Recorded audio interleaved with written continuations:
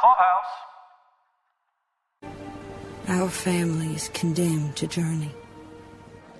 Journey from Ireland to escape poverty. Journey from Tennessee to escape war. Journey from Kentucky to offer salvation. Journey from Africa to seek vengeance.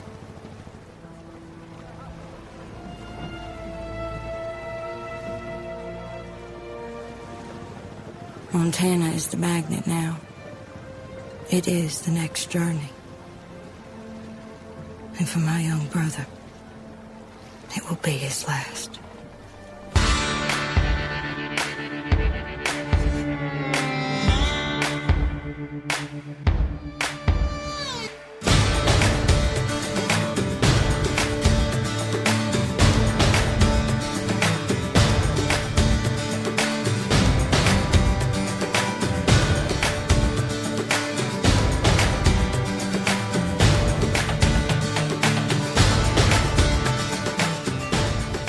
Welcome to Pod Clubhouse's coverage of 1923, a prequel series to Yellowstone. This is Caroline. And this is Mike. Tonight we're discussing episode 5 of season 1 of 1923, Ghost of Zebrina. Tonight's episode was written by Taylor Sheridan, as these all are, and was directed by Guy Ferland. This is Guy's first time directing in 1923, but previously directed episodes of Tulsa King, Mayor of Kingstown, and Yellowstone. So he's definitely one of Taylor's proven, episode directors. Yeah, clearly a favorite. Just a community note, please join us on Facebook in the Yellowstone 1923, 1883, and 46's discussion and news group to discuss 1923 and the whole universe of Yellowstone shows. We're racking them up now, Mike. There's so many. There's so many. We haven't even gotten to the 46s yet. Right? Or the news that came out, basically as we were getting ready to record this, that season 2 for 1923 is a go. Now, when the show was originally... Confusing. When the show was originally pitched, right before it premiered, it was said that it was going to be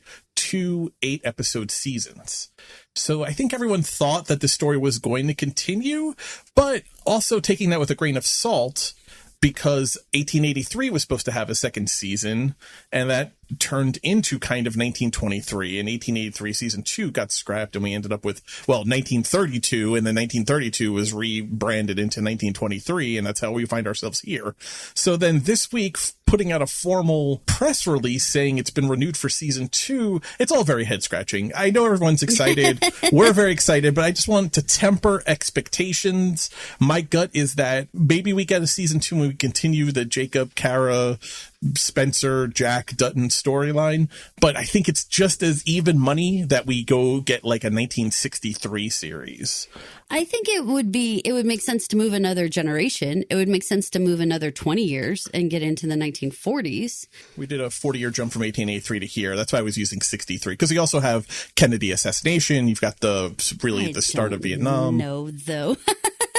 It feels like this is the pioneer stuff. We should still be working in that time frame. The 40s is going to be all World War II, though. I mean, maybe that's interesting. I know. Yeah. I know.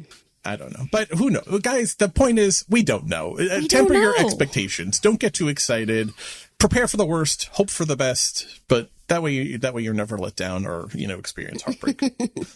Just a reminder that we assume you have watched this episode. We will be spoiling things. We're going to be talking about all of it. It's not a recap episode. We don't go step by step, but we talk about the characters, the themes. In that way, we end up talking about basically the whole episode. So pause, go watch episode 5, then come back and take a listen to us, unless you don't care about spoilers and you just want to listen to us. Then hi. Hi, you. We see you. We hope you're enjoying just listening to us, not watching the episodes, you little wacky. That's it. Just got your earbuds in, lights off. You're just a little PCH weirdo hanging out with us, not watching the shows. We see you and we appreciate you. All of our little monsters. We love all of you. It's all good. Come have snacks with us. That's right. We always have snacks in the clubhouse. That's the number one rule. Oh, Lady Gaga. We're going to take Lady Gaga's name for all of you. Our little Yellowstone monsters. That's it. Oh, I love it. Let's go over some general thoughts.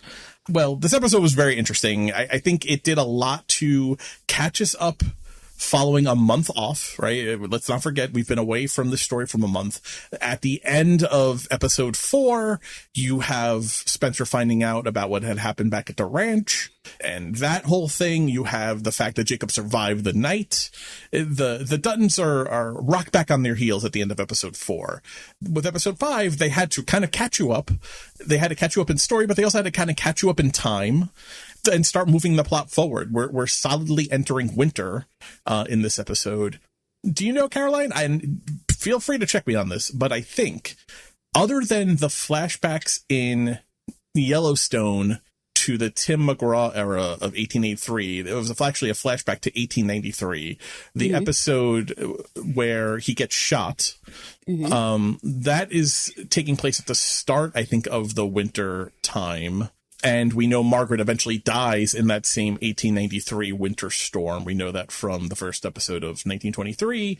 We have never seen winter displayed in any of the Yellowstone shows.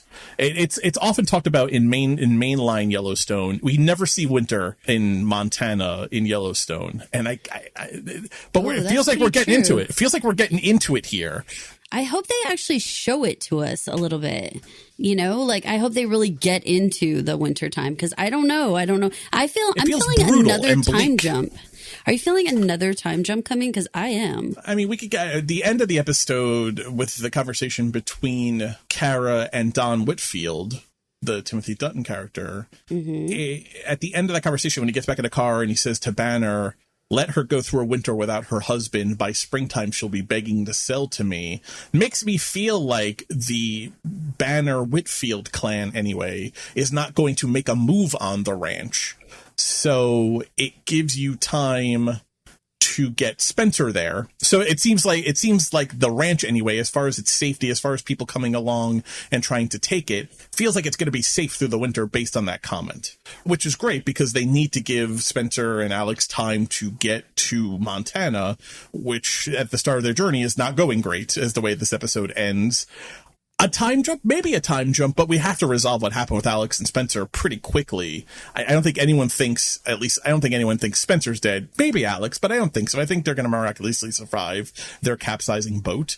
But it would be weird if they just time jumped and they're in Montana. We're not done with that side of the journey, I don't think. I don't know that we're done with that side of the journey, but it wouldn't surprise me if there was like some cold open kind of montage-y quickness about it. And the idea of actually getting to Montana happens much quicker. And that time, it allows like Jacob to heal more. It allows, the Elizabeth Jack, storyline to move forward more we don't actually need to see it.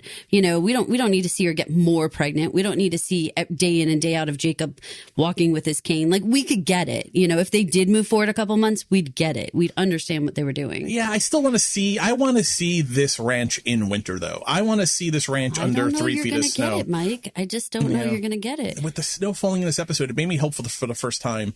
And here's why. Because narratively, the show has taught us in winter in Montana, people die. Oh, yeah. It's the roughest time. James and Margaret die in the winter. And the only time it's ever been depicted or talked about, think back to the letters that Alex reads to Spencer in episode 4. She's reading a letter from Kara that says, "We've had the worst snow this year. It's the worst snow since 1893. Which we all know is when Margaret and James died. So they've hinted at snow. They've hinted at winter already in this show. The snow falling at the end of this episode. I think we are going to get winter, and I think that's going to foretell another major character death or calamity. Definitely it's the toughest time. I mean, I know they've repeated that several times where, the winter is like basically only the strong survive, like the idea that Kara couldn't even handle this entire ranch situation, even with all the help that she would have without her husband, because it's just that brutal. They owe us showing us a little bit of this horrible environment because they've told us plenty about it. Elsa is back in episode 5 here, and she gives us a voiceover at the beginning. It spans several minutes, but I cut it down so you just get her voiceover. Let's take a listen, just the catch up. Again, part of what we're doing here tonight is also catching you up and kicking the rust off the tires of 1923. So let's kick some rust off together with Elsa. Life had become a series of melancholy routines.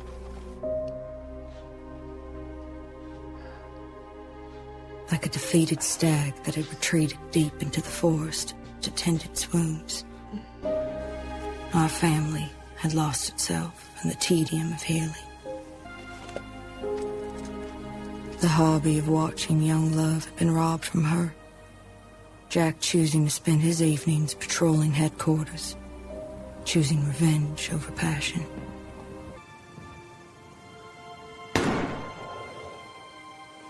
A billion years of life led to my family standing in the mountains of Montana. And only 4 Duttons remained on this earth to survive another generation. We were going extinct. Wouldn't be Elsa if it wasn't bleak as hell. Just the montage that's playing out while you're listening to her talk, watching Kara scrub the wounds on Jacob's back as he grimaces in pain, watching Emma suffer. It made me like physically cringed watching that. Well, it reminded me of the wire brush scene with Tiona in the... Oh, yeah. It really reminded me of that, and it made the PTSD of that made me cringe even more.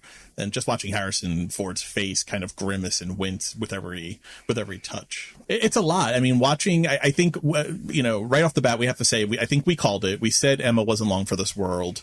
I think we even said it was probably going to be this episode where she killed herself, but we definitely predicted that she was going to kill herself at some point.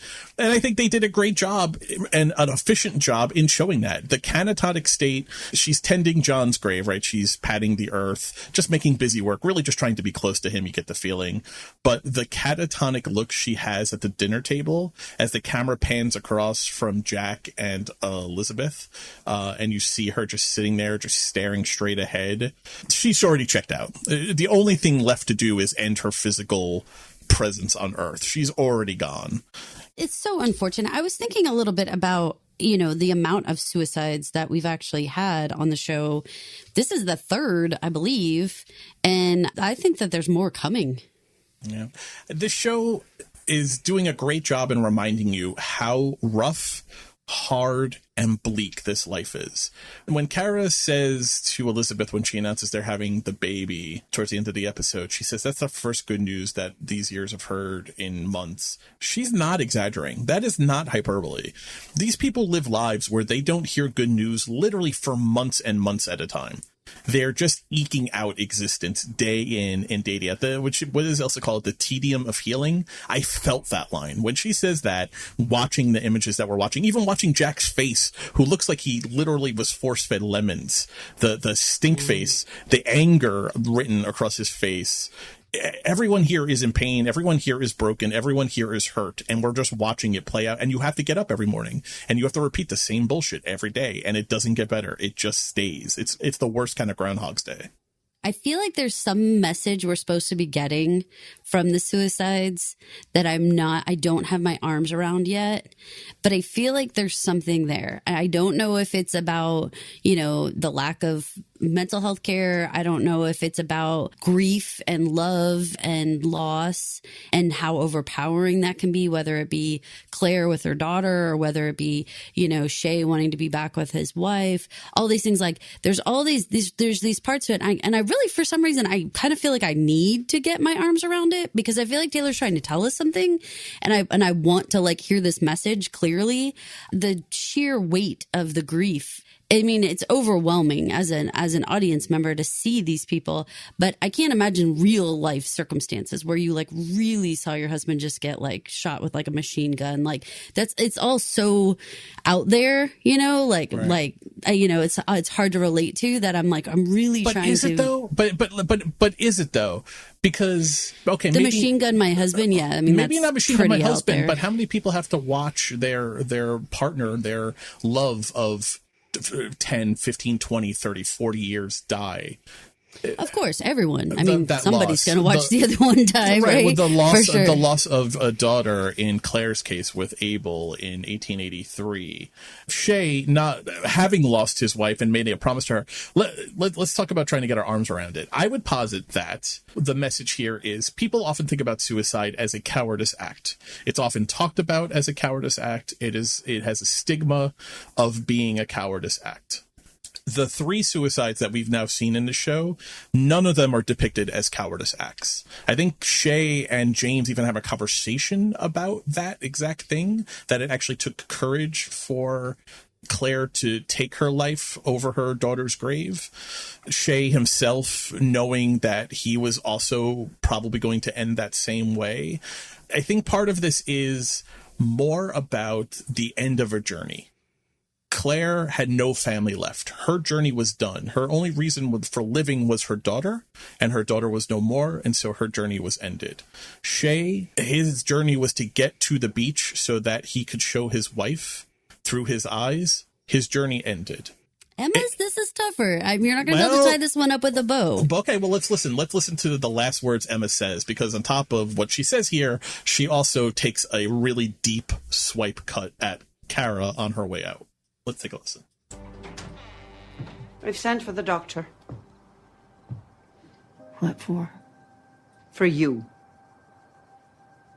I'll not spoon feed and bathe too, Emma. You have a child. He needs you. He's a man who has a woman.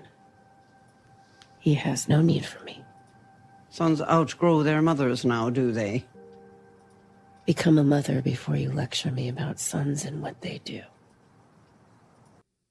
I mean, that is a supremely amazing Dutton woman line, because that's the type of kind of like, I don't know, like spitting fire kind of comment that they make.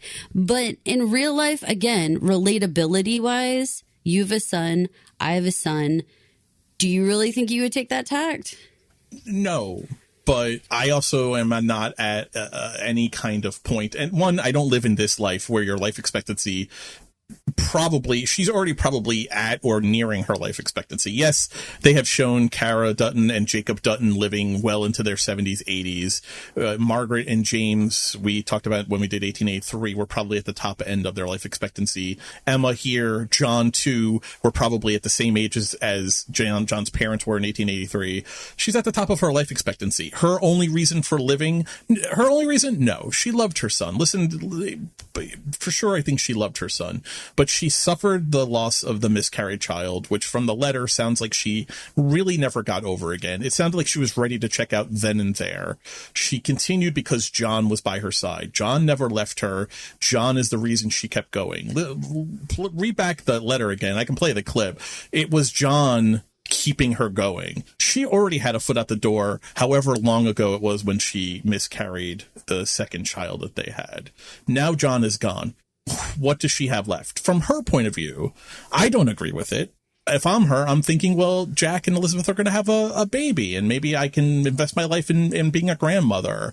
But from her point of view, with what John represented in her life, I think it's the end of her journey as she understands it. Think about what she has done. She has interacted with no one. This conversation with Emma is the first time I think we've heard Emma speak since John was gunned down in that field.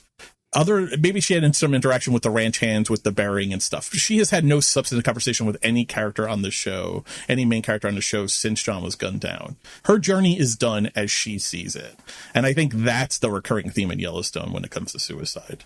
It is not a cowardice act as these people perceive it. It is the end of the journey, and why continue on? Life is too hard just to keep muddling through the tedium of life, the tedium of healing. There is no healing. She wouldn't have healed without John.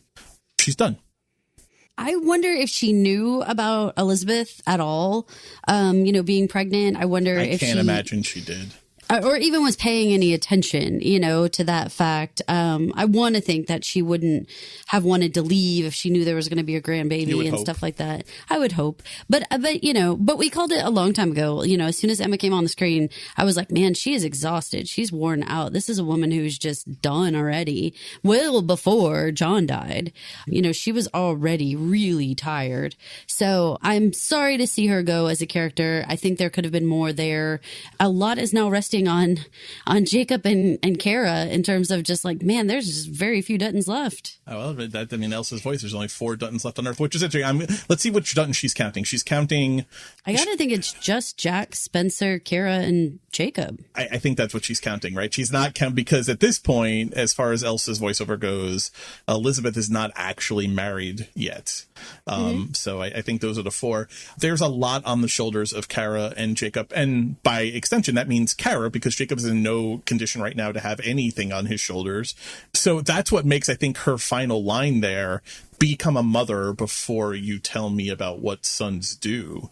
That's why that cuts so deep, is because to Kara, John and Spencer were her sons. They regard her as that, I think. At least John seemed to, but she certainly, no matter how they felt about her, I think you get the impression John, Kara, and Jacob both definitely regarded the boys as their boys, having raised them for so long. So that is actually a Claire-esque line coming out of Emma here at the end. And one out of grief and anger. I'm sure if all things were right, I don't think she would have said something so horrifically mean. But you look at Kara's face. She's wounded. I mean, she leaves. She doesn't have a response. It's a cruel thing to say to anybody. That's a really nasty thing to say. And I understand that, she's feeling attacked. Kara is being like, look, she's essentially calling her a baby, and that's all hard to take. Do you think that Kara's remark about I don't have time to basically spoon feeding 2 of you, did that push Emma over the edge, or was she doing this anyway? She was going to do it anyway. She was just waiting, I think, for nighttime to do it. Maybe she needed a final conversation to make it now, but I think it was just a question of when. It was never a question of if. We knew that episodes ago. Oh, yeah. She was a dead woman walking. Yeah. I really thought she was hanging around the cemetery, just sizing it up. Yeah, or just the way Claire shot herself over Abel's grave, that Emma would do the same over John's or something like that. Absolutely. Let's nitpick some timeline stuff, because that's always a fun part of covering any Yellowstone show. The show goes out of its way in the graveyard to show us John's grave marking. We know he was born June 23rd, 1877, and it is marked that he died on August 28th, 1923. Now, that doesn't really make sense, because at the end of last episode 4, when Spencer hears the letter from Kara via Alex saying your brother has been killed, by the time you get this, your uncle will probably be dead. Your legacy is under attack. You need to come home. The day John is killed, it's sent in the mail by Zane the day after John is killed and Jacob is shot. Spencer asks Alex, how long ago was that letter written? Alex says 3 months. So, if it's 3 months from August 28th or August 29th when it got in the mail, the postmark would be August 29th, September 29th, October 29th, November 29th. It should have been the end of November when Alex and Spencer are getting that letter and reading it for the first time. 3 months. We know in this episode that it's actually, at least in Africa, only the end of October, not the end of November. Because when they go to book passage on the first ship, the man says the embarkation date when you'll leave is November 11th, which is funny, that's Veterans Day. Spencer says, that's 3 weeks away. I can't wait. So 3 weeks from November 11th, 3 weeks prior, is the last full week of October. I checked, actually. November 11th in 1923 was actually a Sunday.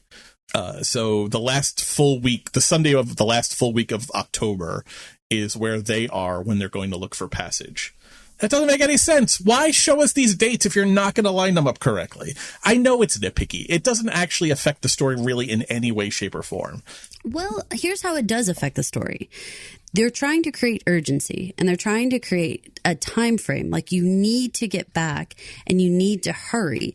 And now we have this other portion where Timothy and Banner are talking about, let's let him go through the winter. Timing matters. Yeah. Yeah, it matters in this show, because if we weren't worried about like seasonal conditions and such that the Duttons are going to have to deal with, and then now we've got this ticking time clock on when the bad guys are going to come and finally attack, which is going to be after winter in the spring. we got to know when is Spencer showing up, and you got to get those months, at least the months, pretty close to right, I mean, yeah, you're talking being a full month off. You're talking about being when you're talking about this. Actually a couple of days short of the end of August. So you're actually talking about a couple of days short of being 2 months versus saying that it was written 3 months ago. It's just crazy. And not only though, but remember, it's 3 months ago it was written when they're sitting on the beach. Right. I do not think that they made it to that beach and then where they're actually figuring out their ships and they're talking about the timeline. I don't think that was the same day. No. Obviously it was some amount of time between. Well, they had the to beach. Find a boat to take them from Zanzibar, right? They have that friend who's taking them, who gives them the trip. And so time has even passed even more since they supposedly read the letter. So yeah, I don't really understand why this is a thing in the Yellowstone universe. I don't know why they aren't keeping track of the dates. And then I don't know why they go through such painstaking efforts to put specific dates in there. And then they don't follow those. Right. They could have and should have easily made John's death date not August 28th, but June 28th. If they had just said August. It still doesn't work because it still puts them into November anytime in August. So put it at the end of June, and that gives you leeway for 3 months of the letter time plus traveling. And it still allows winter to be setting in Montana because we are getting into November. Now, here's another wrinkle I'm going to add onto the timeline thing. In the beginning of the episode, Kara goes to the post office. She's looking for a cable. She's on a journey of her own. It looks like she has been going to the post office semi-frequently looking for a response from Spencer. There's none there, but she picks up the newspaper. It's an edition of the Livingston Examiner, Montana's best weekly newspaper, established 1904. The headline is "Electricity is coming to Paradise Valley." There's an article. Here's a little gargle. I did some blowing up on it. In the article, it says the average monthly electric bill on 3,303 ranges, which are oven ranges, on Montana Power Company system, $3.45. I wish my electric bill was only $3.45 a month. That's fantastic. Right. And there's another part of the article. You can't see the whole thing. You can only really see the tops of the different articles. That the whole front page was about electricity and how it's the new thing. There are some buzzwords about how electric appliances are labor-saving appliances. That's a quote, labor-saving appliances. And there's also a line in there that electricity is cheaper than coal or oil to heat your home and to do your cooking. All sorts of good things about electricity on the front page of the Livingston Examiner, which I like Kara saying couldn't come fast enough, which is a nice callback to when things were simpler in episode 4, the beginning of episode 4, when they're being pitched the washing machine and the refrigerator. That's all a long way of saying in the upper left-hand corner of the Livingston Examiner paper she has, it says volume 11. Now, volume and newspapers, that can be categorized in any kind of many ways. But given time framing, it makes me think volume 11 is a reference to the 11th month, November. Ah. So because I looked very carefully, they were very specific to not put a date or a date range on the newspaper. But it does say volume 11 to the left of Montana's best weekly news since 1904. So I'm thinking volume 11, November. So I think in the ranch, it is November now. I think we're still not 1-for-1 time frame to where Alex and Spencer are and to the ranch. I think we are into November on the ranch. But that still doesn't explain the discrepancy in Africa. But that's interesting because it's Western Montana's best weekly news. Right. I actually don't take volume 11 to mean November. I would take it to mean we're like 11 weeks into the year. That was the very first time. If you look at my notes, which is like extra annoying. Right. Because you're like, wait a minute, when is it? That was my literal very first note on my notes. Well, yeah, because why would you have a weekly paper? What would we say, like documented as a monthly date? So if a volume pertains to an edition, right, that would put it in being like in the end of March of 1923, which obviously that can't be possible. But newspapers do collect their volumes in weird styles. Every newspaper has its own volume collecting thing that it follows. So my guess is, and this is just me extrapolating, that they consider the November month, the 4 weekly papers that'll come in November as part of volume 11. I believe you, and I accept. It doesn't make sense, though. They could just put a date on it, right? Yeah. But so why show us that headstone when you know that the timeline doesn't work with when the letter supposedly was gotten in Africa? But you specifically put timestamps on stuff that's happening in Africa. If they had just, why have Spencer say how long ago was that letter written? Like, we didn't even have to have that comment then, you know? Yeah, exactly. And I like these details. These are the details that reward the viewer for watching it 3 times and taking these kinds of notes and having these conversations for the last 10 minutes. But get them right. If you're going to do that, and if you're going to reward the viewer, otherwise you're going to have just pissed off, grumpy people that just sit there and complain. I have already been told that I complain incessantly about the show, which is not true, but it's stuff like this is just a softball. They could have fixed this in any number of ways. You could have made his death date the end of June. There was nothing conflicting that beforehand. You could have had Spencer say that the ship was leaving December 11th instead of November 11th, and that'd be 3 weeks away, and that works timeline. You could have fixed this any number of ways. So just silly show. End of my rant. I'm putting my soapbox away. I'm stepping down. Boy. Let's talk about episode theme. I've already used the buzzword a couple of times. Journeys. Journeys is the theme of the show in a lot of ways. And I think all of Yellowstone shows, people are on a metaphorical journey, if not a literal journey. We talked about via suicide, the journeys or the end of journeys of people. We have Kara in this episode taking journeys back and forth to the post office. It feels like the only place that maybe Kara is going these days is back and forth to the post office on that journey and the people she meets along the way. But then we have this voiceover from Elsa talking about Spencer and the Duttons family's journeys being condemned to journeys. Let's take a listen. Our family is condemned to journey. Journey from Ireland to escape poverty. Journey from Tennessee to escape war. Journey from Kentucky to offer salvation. Journey from Africa to seek vengeance.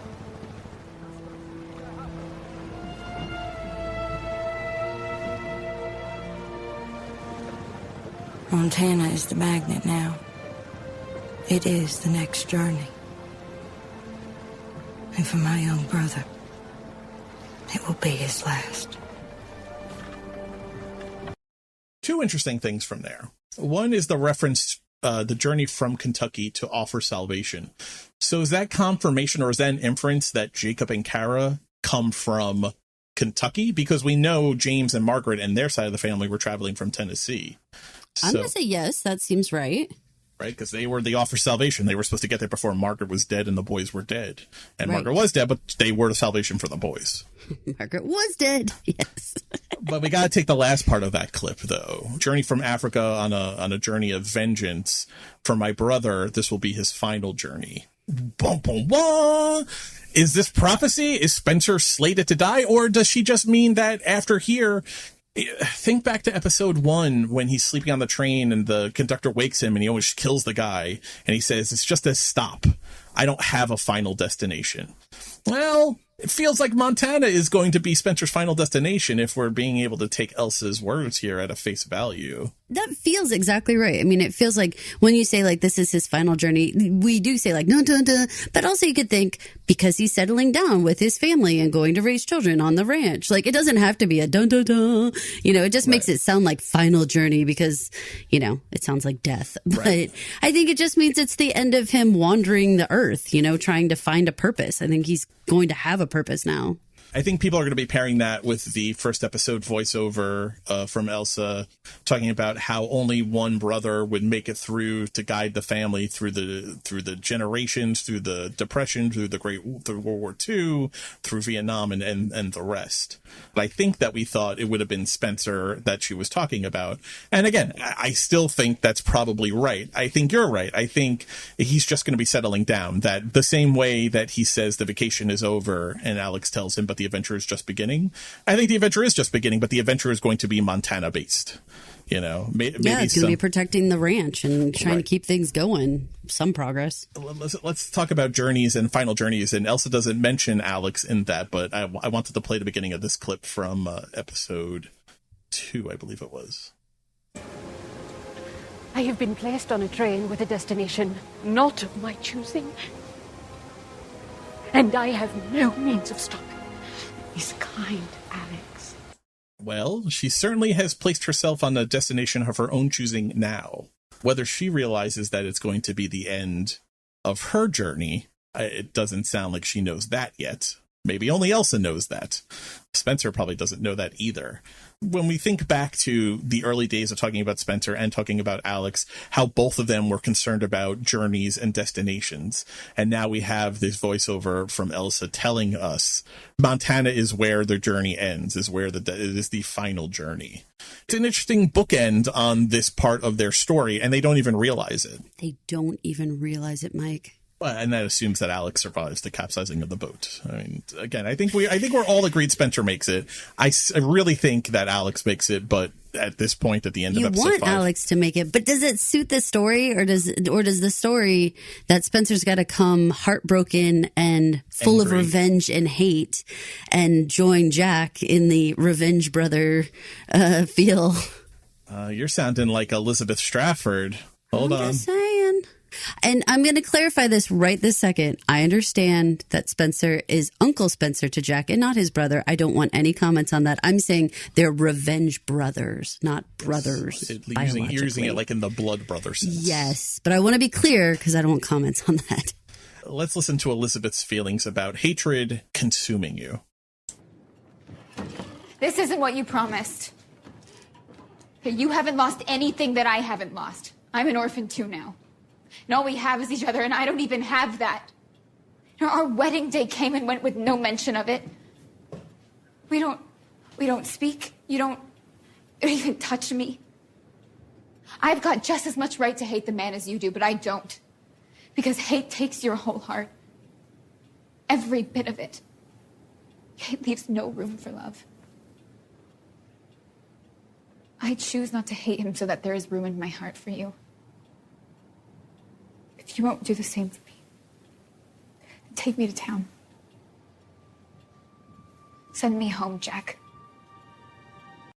This is the first of 2 women in this episode putting their man in line and telling them to make right choices or you will lose me. Choose me now? Never.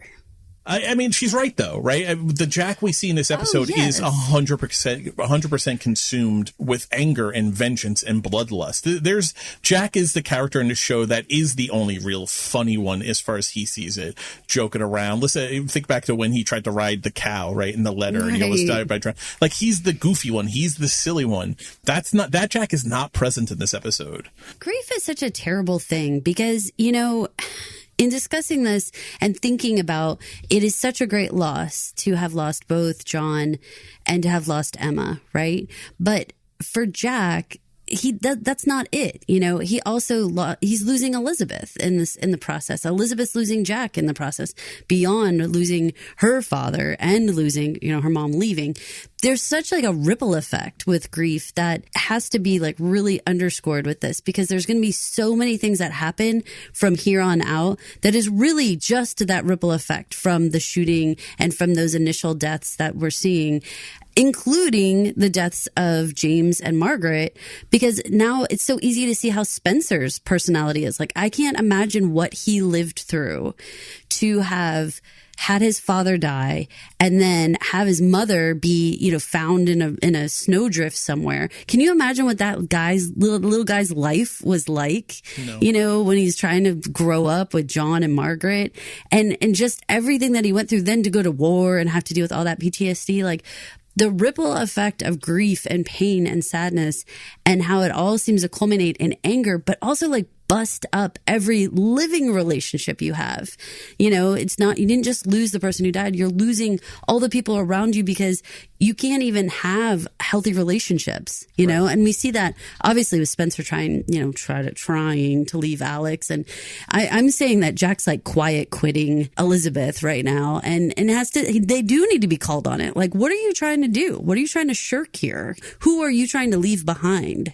There's a quote in Elsa's voiceover we played before where she says that he's riding out to guard the headquarters, and he's choosing I don't even know what that means, the headquarters. I assume he meant the ranch. He's patrolling the ranch, but choosing anger over passion. Remember, and these are the two. Remember, think back to the racing horses, racing it to the barn. That Zane, as the safety officer, was like, slow your horses down. We don't run at the barn. But it was Jack racing his horse that set everyone else to racing their horse, because he wanted to get to Elizabeth, to love on her. Remember her like a goofball falling off of the moving carriage, and him riding his horse to go meet her, so they can embrace each other. Like, that's gone here. It's not until he follows her outside, and she's not done yet. I didn't pull the clip, but she says, look at this prison. Look at this big giant prison you have made us in. And he says, it's not a prison. She says, it is. The way you're doing is making it a prison. And I thought that was an interesting line, because I think that is actually a theme that's in mainline Yellowstone too. Listen to Casey talk about the ranch and the way his father runs it. The way Beth talks about the ranch. She hates the ranch and all it represents. She's only there because she loves her father, but she would sell the goddamn thing the next day he was dead because she hates it so much. The Dutton kids feel like they are in a giant, beautiful prison, the same way Elizabeth feels it. It's an interesting recurring theme about what are Duttons willing to give up in order to protect this land.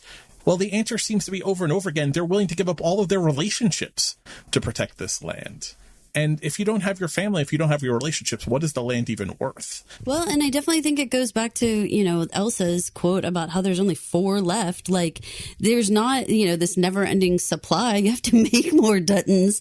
And you're right. Like, because of the way that they have to work the land and sacrifice so much, how could you grow up in that environment? It's one thing to show up as an adult, which is James, Margaret, Kara, Jacob, show up as an adult and be like, okay, we're going to be gritty. We're going to get this done.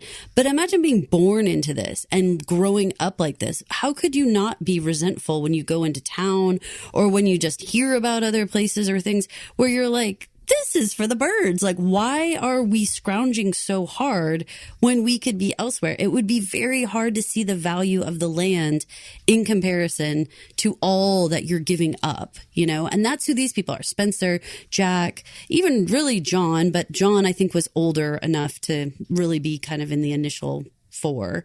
I think that there's a lot there that they are very angry, I think, at how much that they have to give up in order to be protectors of this land.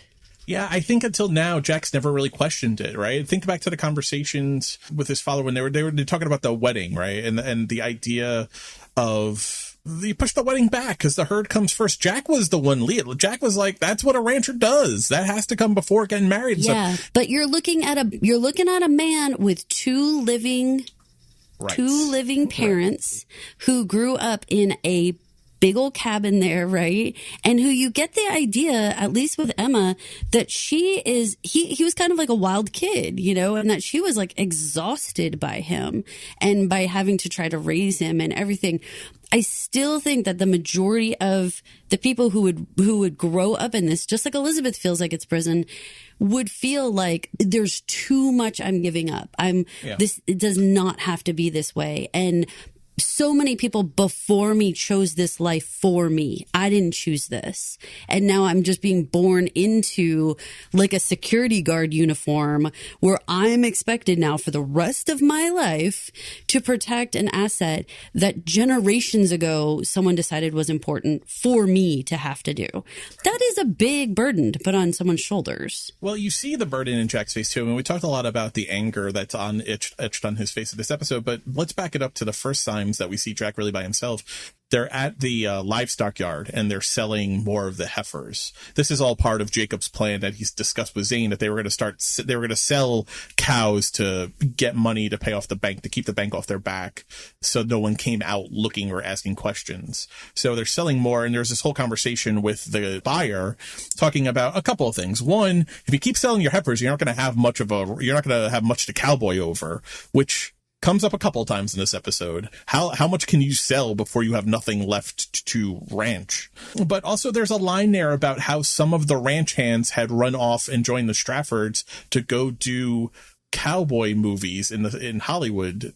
And Jack looks a little angry, but he also looks a little mixed emotion, a little wistful at that.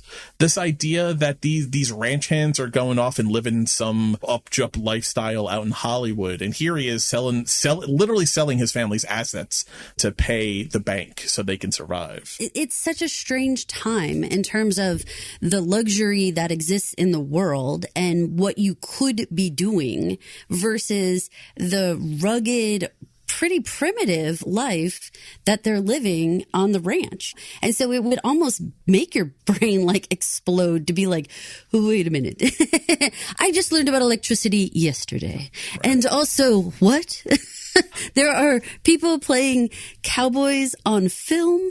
What? Like, he didn't know about the speakeasy in town, in his town, and in the town close to him. And he was like, how did I miss this?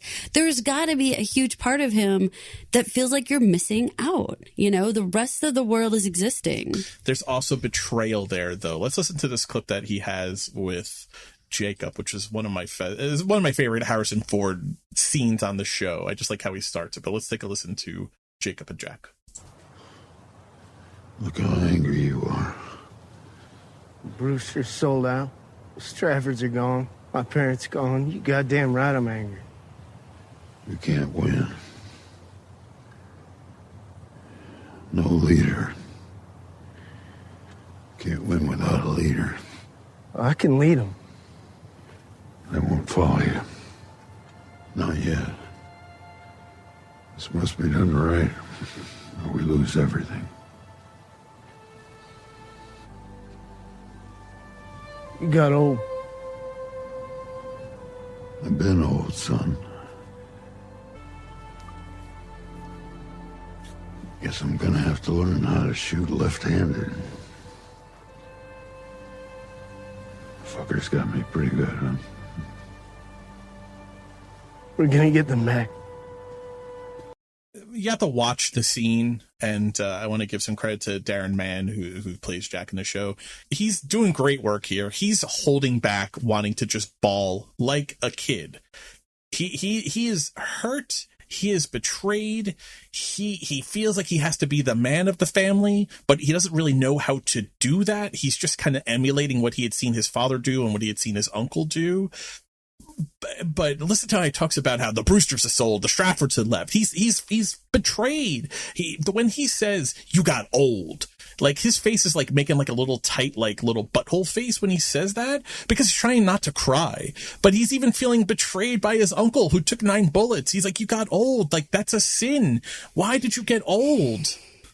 He's so hurt. How weird that must be. Remember, you're talking about life expectancy and all that stuff. Actually, having people old enough to give up in many ways, I think would be really a novelty, because most of the time they're long gone at a much healthier younger age. So that alone is probably so odd.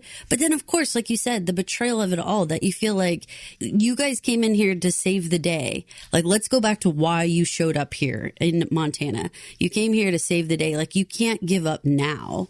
You know, after how many decades you've put into this, you can't give up now. And with all of the elders being out of the picture, really, you know, with both of his parents being gone and Jacob being down and out and Kara trying her hardest to keep everything going, Jack has to feel like extremely vulnerable.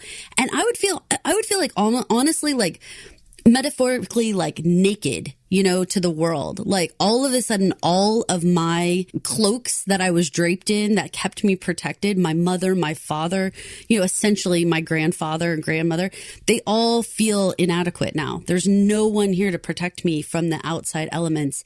And I'm just laying here bare in front of everyone, and I'm embarrassed, and I'm not prepared, and I have no skill set, like you said, to be a leader. And yet we need a leader. So what do I do now? And I think you'd feel some part of, again, like sort of like anger towards them in terms of like, you didn't prepare me to be the leader. You guys are so strong and so great, and you've taken care of everything so that I could roll around in the dirt with my girlfriend and look silly and do all this stuff. But by the same token, like, you didn't prepare me. I'm not ready to be the leader. And that should have been on John and Jacob to help prepare. But this is very similar to Yellowstone and very similar to a lot of our other Succession type shows, where it's like the true elder like holds on with an iron fist to the reins to the detriment of the next generations, because they don't get the experience and the knowledge and all the things that they need to lead effectively. And so then when something happens to them, you feel pissed at them. Like, why didn't you give me the keys to the kingdom a little bit earlier? Show me around the place a little bit before you were just gone. It's the folly of youth and the folly of old age, right? This idea of the idea that there's always more time. My work isn't done here. A-type people who can't let go never feel like their work is done. The problem is age does catch up, and eventually you are gone, whether through something slow that you have time to prepare, or something quick like being mowed down by a Tommy gun. Time will catch up and time will always win. So what did you do before then?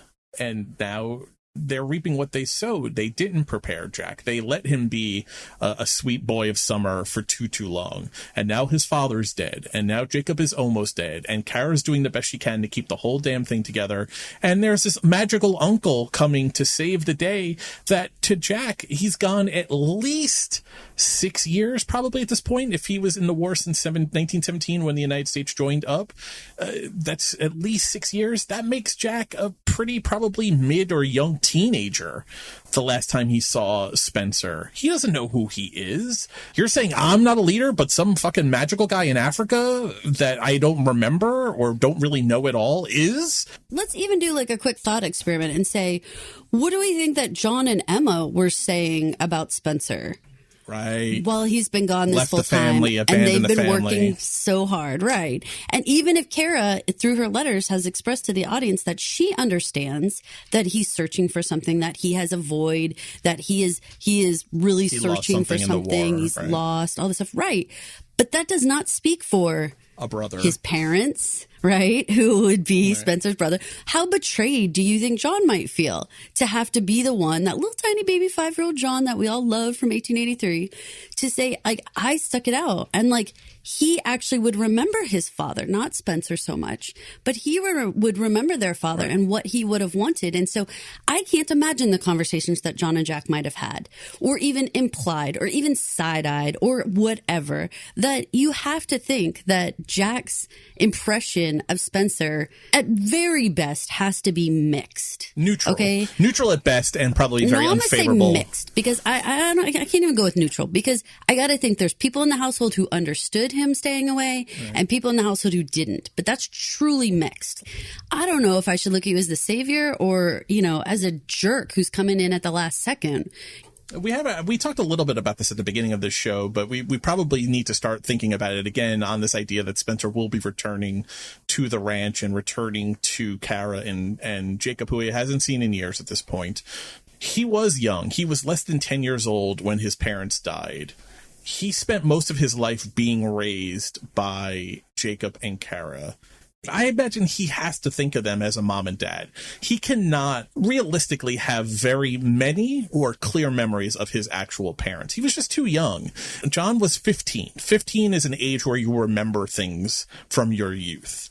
Maybe he doesn't remember when he was 5, traipsing around in the 1883 days, but he remembers enough that he remembers his parents clearly. And so Jacob and Kara can always be an aunt and uncle, no matter how much they raised him. Spencer is going to come in there, and I think my gut is he has to come in there thinking mom and dad, at least in vibe, if not in words. When we get that cable, we get to see it before we hear Kara read it, voiceover style. It says, Aunt Kara, I received your letter. I am coming home, Spencer. And a brevity of words, efficient. It's a telegram, but he takes the time to say Aunt Kara, which he didn't have to do, but there's respect there and there's love there by starting it by Aunt Kara. He could have just written, it was going to the ranch. He could have just written, I got your letter, I'm coming home, Spencer. That's even more brief, right? That's even more efficient. But it took the time to say Aunt Kara. There's love there. Listen to the letters Kara wrote him and the voiceover and the way she delivers it. The way he reacted hearing Alex read the letter from Aunt Kara. There's love there. There's motherly and son-like love there. I think there's a lot of subtext there that we could like delve into all day long. But I think the fact that Kara is the one writing letters to him, and she doesn't sign it Kara and Jacob, and she doesn't sign it Kara, Jacob, John, Emma, Jack, and everyone at the ranch. It is clearly a private relationship between her and him. As so many mothers and sons are. That's right. But that's important for the viewers to pay attention to, that we could see a very fascinating relationship between Jacob and him. We really don't have any good idea except for that. What do we think Jacob thinks about not coming home, sooner? And what do we think he thinks about wandering around the world trying to find yourself and whatever? I think we have a pretty good idea of what a Harrison Ford / Jacob type character is going to feel. And I don't think it's great. Right. I think there's going to be a lot of resentment there. Maybe not. Jacob would have fought in the Civil War, right? He would have been close enough in age to John, given how old he is now. And that everyone had to fight in the Civil War, basically, if you could walk. So he understands war. So maybe he doesn't. But I mean, age does change you. Things become more black and white and a lot less gray the older you get and the more definite you are in your opinions. I agree with you. I think it's going to be a much colder relationship, or much more transactional relationship, Spencer and Jacob versus Kara and Spencer, who I think is going to be much more mother and son. Think of the way she says to Banner at the end of last episode, I can't wait for you to meet my nephew. Oh, yeah. I did. The boy didn't impress. Not that one. But you know what, though? That's like dripping with pride, Yeah. Like he is so, badass. capable and going to just like whomp your ass so bad. I'm curious because we've had this entire cast working together on the ranch and we've seen the dynamic between everybody. It's really interesting, almost half, 3/4 of the way through really of this particular set of 8. You're bringing in a character who we know and have a relationship with, but we haven't seen with all the rest of them. Right. And so that's really like fresh for us, like so midway here. Oh, it's upsetting the apple cart completely. Yeah. And so I think we're going to see all these relationships upend. What would be really wild if Alex is dead and Elizabeth is pregnant and something happens to Jack? I think we get a Spencer Elizabeth baby. Well, you and I called, and I'm still adopted baby. Right. I'm still sold on this, that Jack will not be around to see his child grown. Spencer will end up raising whatever baby that is, the same way his uncle raised him in the wake of his father dying. It's the Yellowstone way. It feels very Taylor Sheridan. It feels narratively correct. Well, and it also feels like Jack's anger towards Spencer will be real and palpable. So then for there to be like that extra delicious moment of Spencer having to raise a guy's son who is like pissed at him and angry at him is like it just adds another layer completely. Right. And well, think back to the line again. I'm going back to when Spencer and Alex were in bed. They're talking about madness in their families. And she says to him, our children will be mad. We should just adopt. And now most people probably just let that skip, but that was like, oh, I'm putting that on the board. Like they put that out in the universe that our children would be crazy. We should just adopt, not have our own kids. It fits narratively. It makes so much sense. It feels so right for the kinds of stories that we're getting here, that Spencer and Alex, or Spencer alone as a widow, raises or Spencer and Elizabeth. I don't see that. I don't see that. If Alex is dead, where are you going with him? I think he just stays a bachelor. I don't think he ends up having his own kid. I think he just raises. It's part of the going extinct. We're down to then 3 Duttons, and so he has to raise the baby Dutton, and that Dutton, which would be Dabney Coleman Dutton, presumably, kind of jump starts the line. The key is have more kids. Gotta have more kids. Gotta have more kids. You gotta have, but we know Dabney Coleman ends up only having 2, and one dies as a baby. Peter, I think his name is, right? And then he has Kevin Costner, the only boys that he has. I think there's a sister maybe that died there too, but boys wise, there's just the baby who died, and there's Kevin Costner, John Dutton. So the Dutton family tree is very thin. We know through a lot of the 20th century, the Dutton family tree is very, very thin. Nobody has like 10 children. No, this is not Ireland in the mid 1800s, or the immigrant centers in the United States in the late 1800s and early 1900s. You know, smaller families now because life is so fucking hard.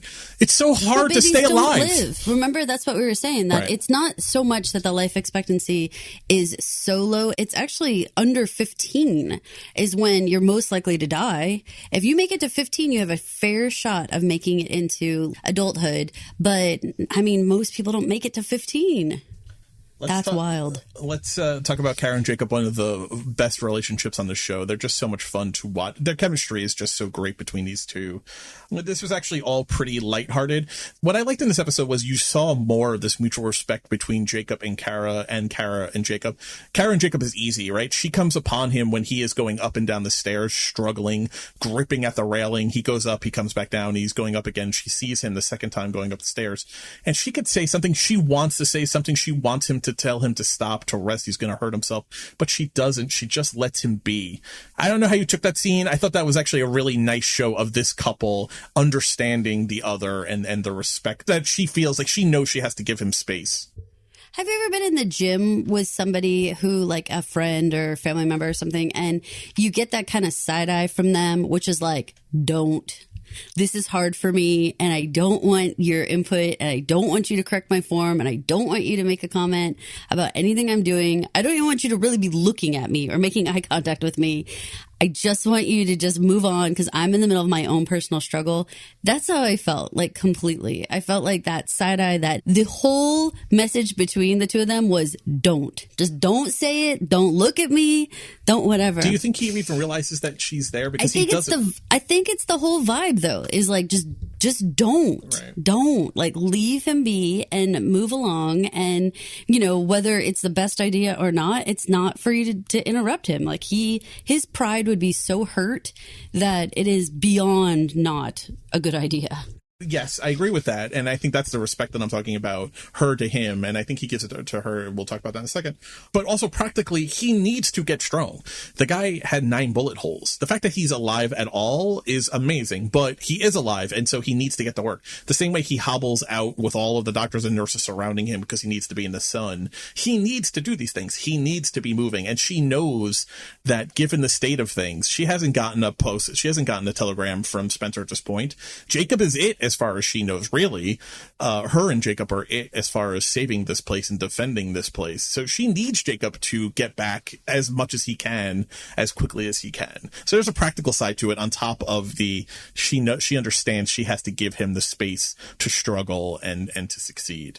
You know, I feel like you could write an entire short story about the concept of like a widow in this situation with Jacob passing and her having to do some sort of a reverse Mrs. Doubtfire and have to like somehow figure out how to like dress like a man and like go into town and like be seen as Jacob, but then be like all like never talking to anybody, you know, that kind of thing. Just like, oh, was that Jacob that just went by? Oh, I just saw him at the coffee shop or whatever. You know, like, could you see like an entire storyline of the widow trying to like keep the ranch and be this like having to be in disguise. And she's doing the preliminary stuff of that, right? I mean, thinking about how she put the livestock agency into place at the meeting, at the livestock commission meeting, and the interaction she has with Whitfield at the end too, when he says, "I'll just stop by." She doesn't flinch. She doesn't blink. She doesn't betray any kind of hint that there won't be a fully formed, capable, strong man there to greet him if he shows up. She keeps her powder dry. She plays it cool.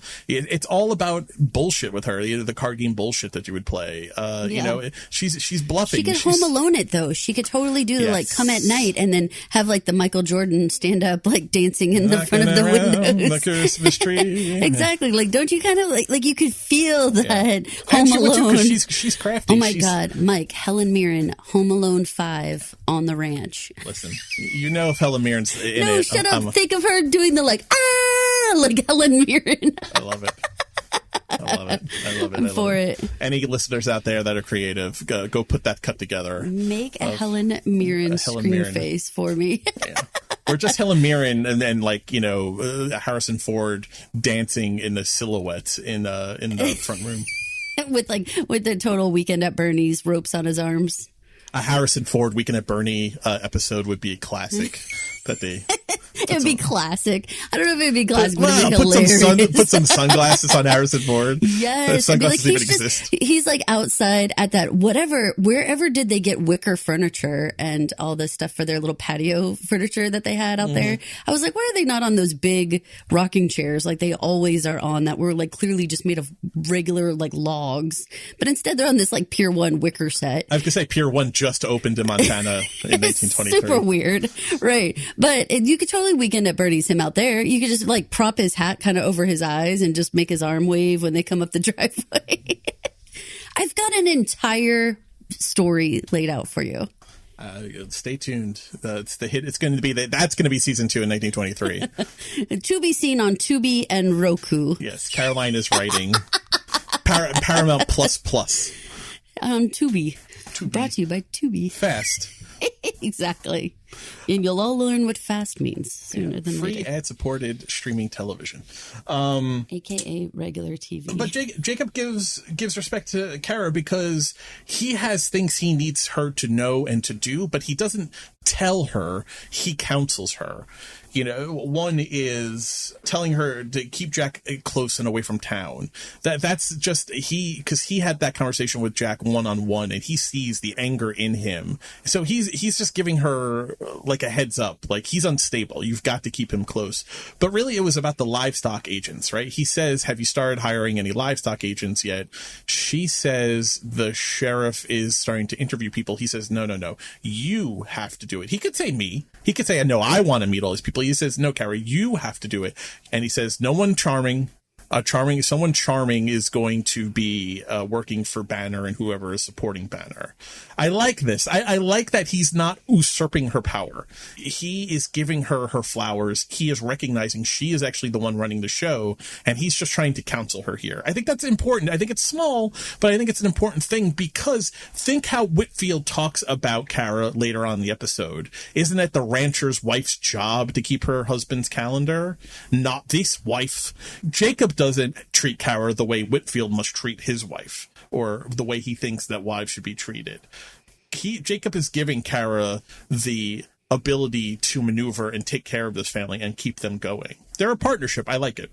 I love that he trusts her opinion and trusts her judgment without saying, you will know, and if you trust them, then I trust them. He didn't say that, but just saying, looking in their eyes, means, and I trust your eyes and your gut and your instinct to know, that these are good people. I think that's probably one of the biggest gifts you could give to a partner is to basically infuse them with your trust and your reassurance that like, I know you're going to make the right pick. So you can handle this completely. It's not the usual, you're a great person, you're so smart speech. But it essentially, it emboldens that person to be able to move forward and do this. And I love that there's never that sort of undermining where he does give like a pep talk, because that would imply she's like a child and couldn't really do it. He doesn't even go there. He's like, look in their eyes. You got this, the end.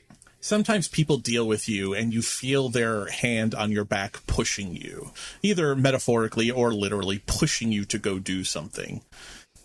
There's another way of handling that, though, where you keep your hand on the small of the person's back and you're not pushing them. You're just bracing them. You're giving them courage. You're bolstering them, like you said.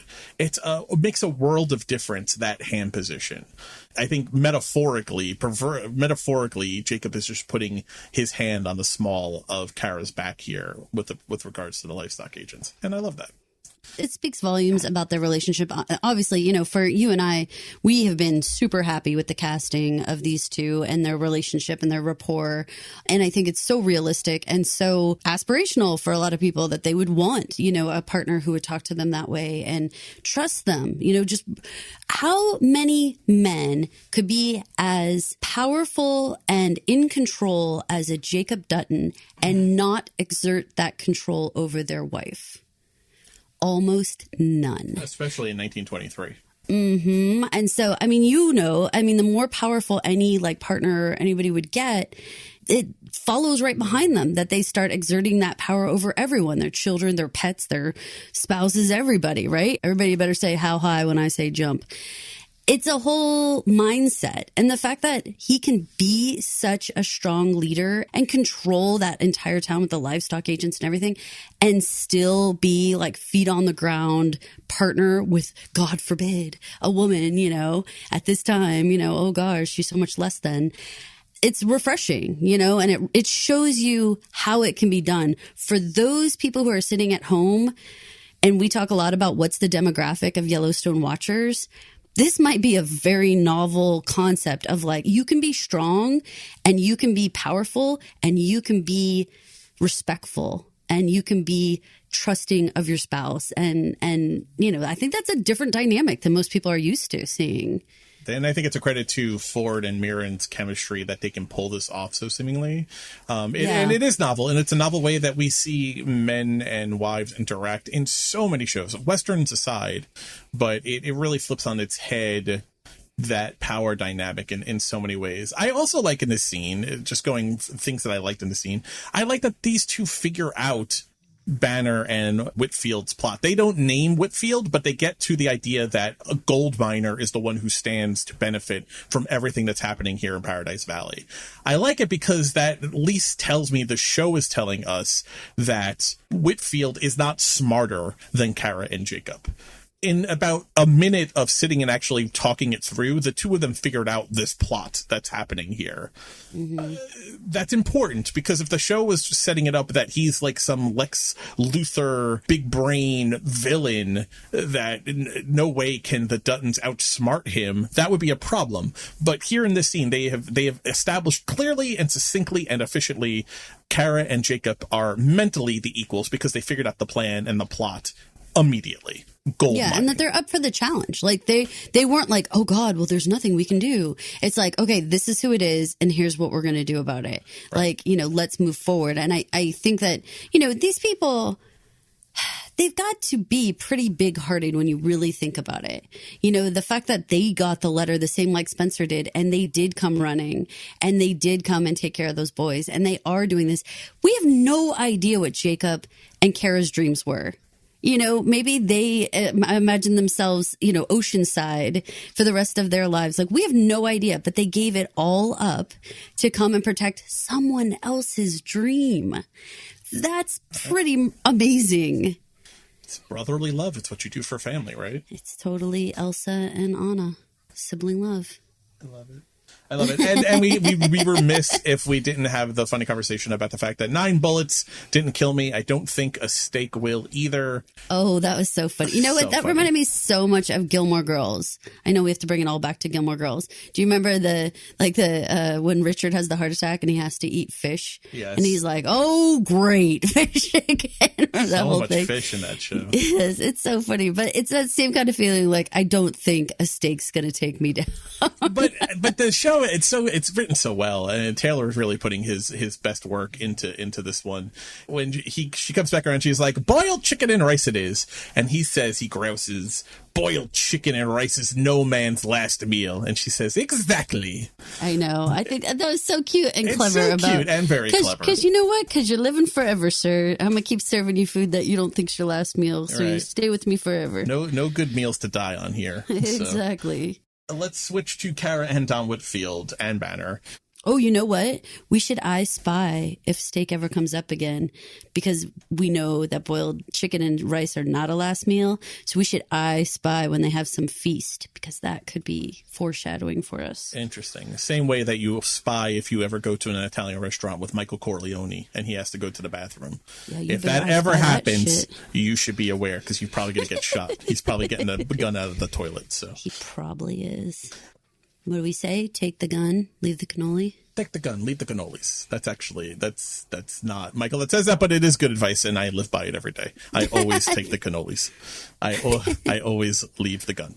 Whitfield. Let's listen to Whitfield reveal a little bit of his plan, but really seduce Banner. I don't even think he had to at this point, but he's really using the whole money aspect in this episode to come about with his plans. He's not using force. He's using the almighty dollar and entrapments of good living to get his way here. Entrapments of good living is a very good way to say it, because Banner's face when Whitfield starts turning off and on the lights.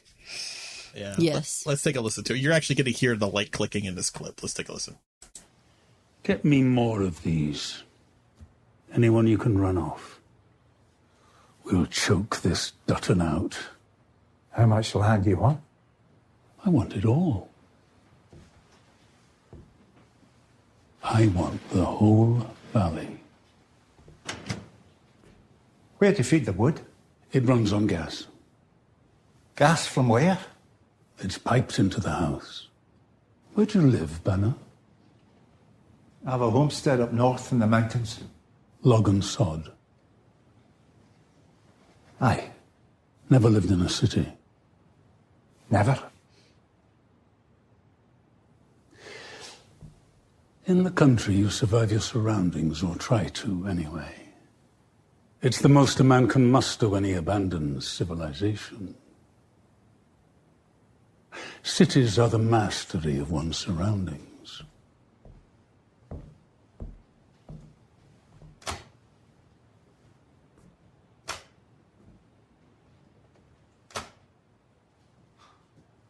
Necessities become comforts.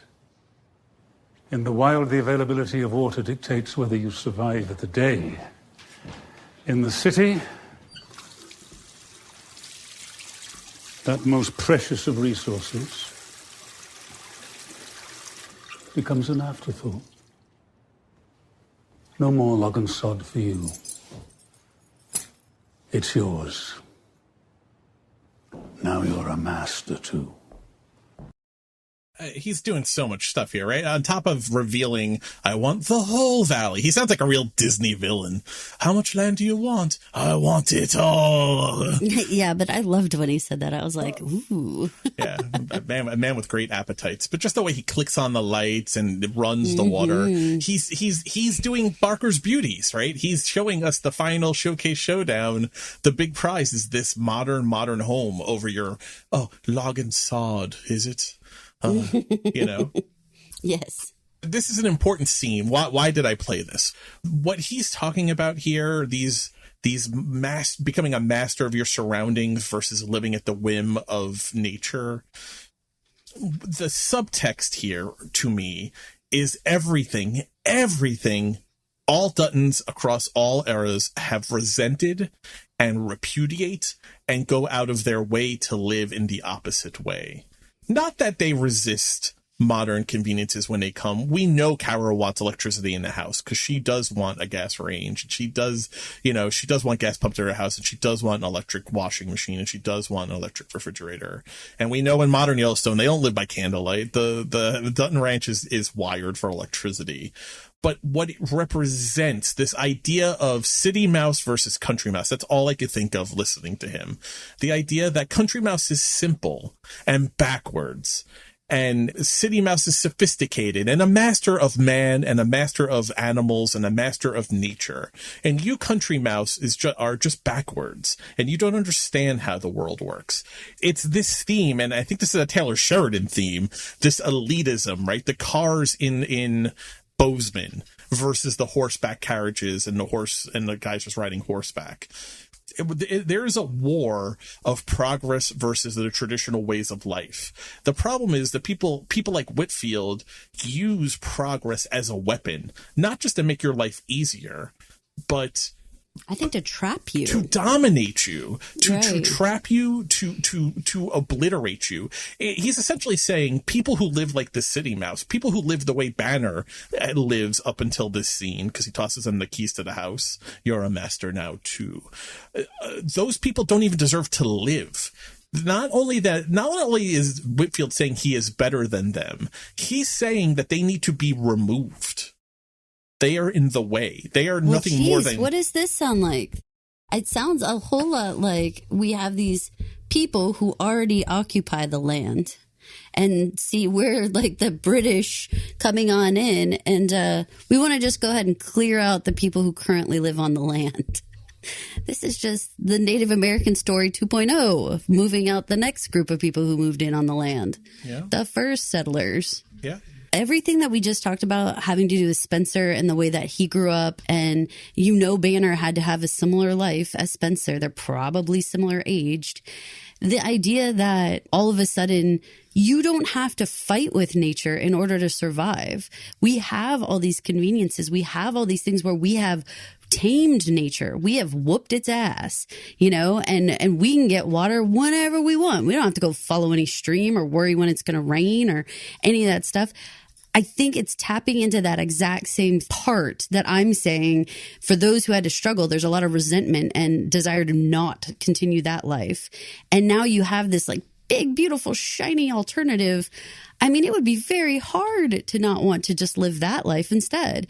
But you're giving up all these beautiful resources in the land, and it's hard not to be blinded by the shininess of the city. Let's listen to the last clip, because I think it even focuses more this conversation between Whitfield and Banner, the conversation that Whitfield has with Kara. Let's take a listen to that, because I think it helps bring a point to this whole conversation. I'd love to meet your husband. Is there a time I might pay a visit? I'll inform him of your interest. We could choose a time now. I don't keep his calendar. Isn't that what Branch's wives do? Keep the books and the calendar? Not this wife. Then perhaps I'll just stop by and see if he's free. The valley's changing. Progress is upon us. There are opportunities beyond cattle, which isn't much of a business these days. More of a dream, really. And not a good one. Well, it's our dream. The valley is changing. We've heard that line before. It's not a dream. It's a nightmare, Margaret. That's right. Nightmare. We've heard this. I don't recall anyone forcing me. Who the hell do you think you are?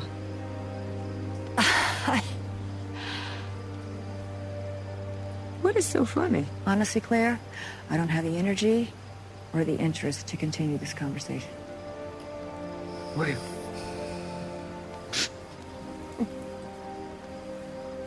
He's a dreamer, Margaret. Always has been. And they never come true. It's coming true, Claire.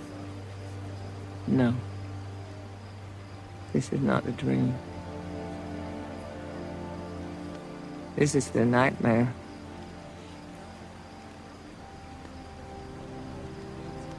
You'll see. I mean, you'll see. That's Whitfield. This is a bad dream. But it's this idea of progress. Change is coming to the valley. Progress is upon us. There are opportunities here more lucrative than cattle raising, which isn't much of a thing anymore anyway. More like a dream, and a bad dream at that. That's a paraphrase, essentially, of what he says.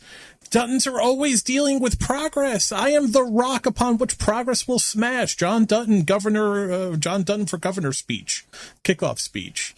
Margaret and Claire, this is from 1883, the clip we just played. Margaret doubling down on believing in James, trusting James, and it's James's dream to get them where they are now in Montana. Claire is the Whitfield. It's not a dream, Margaret. It's a nightmare. You'll see.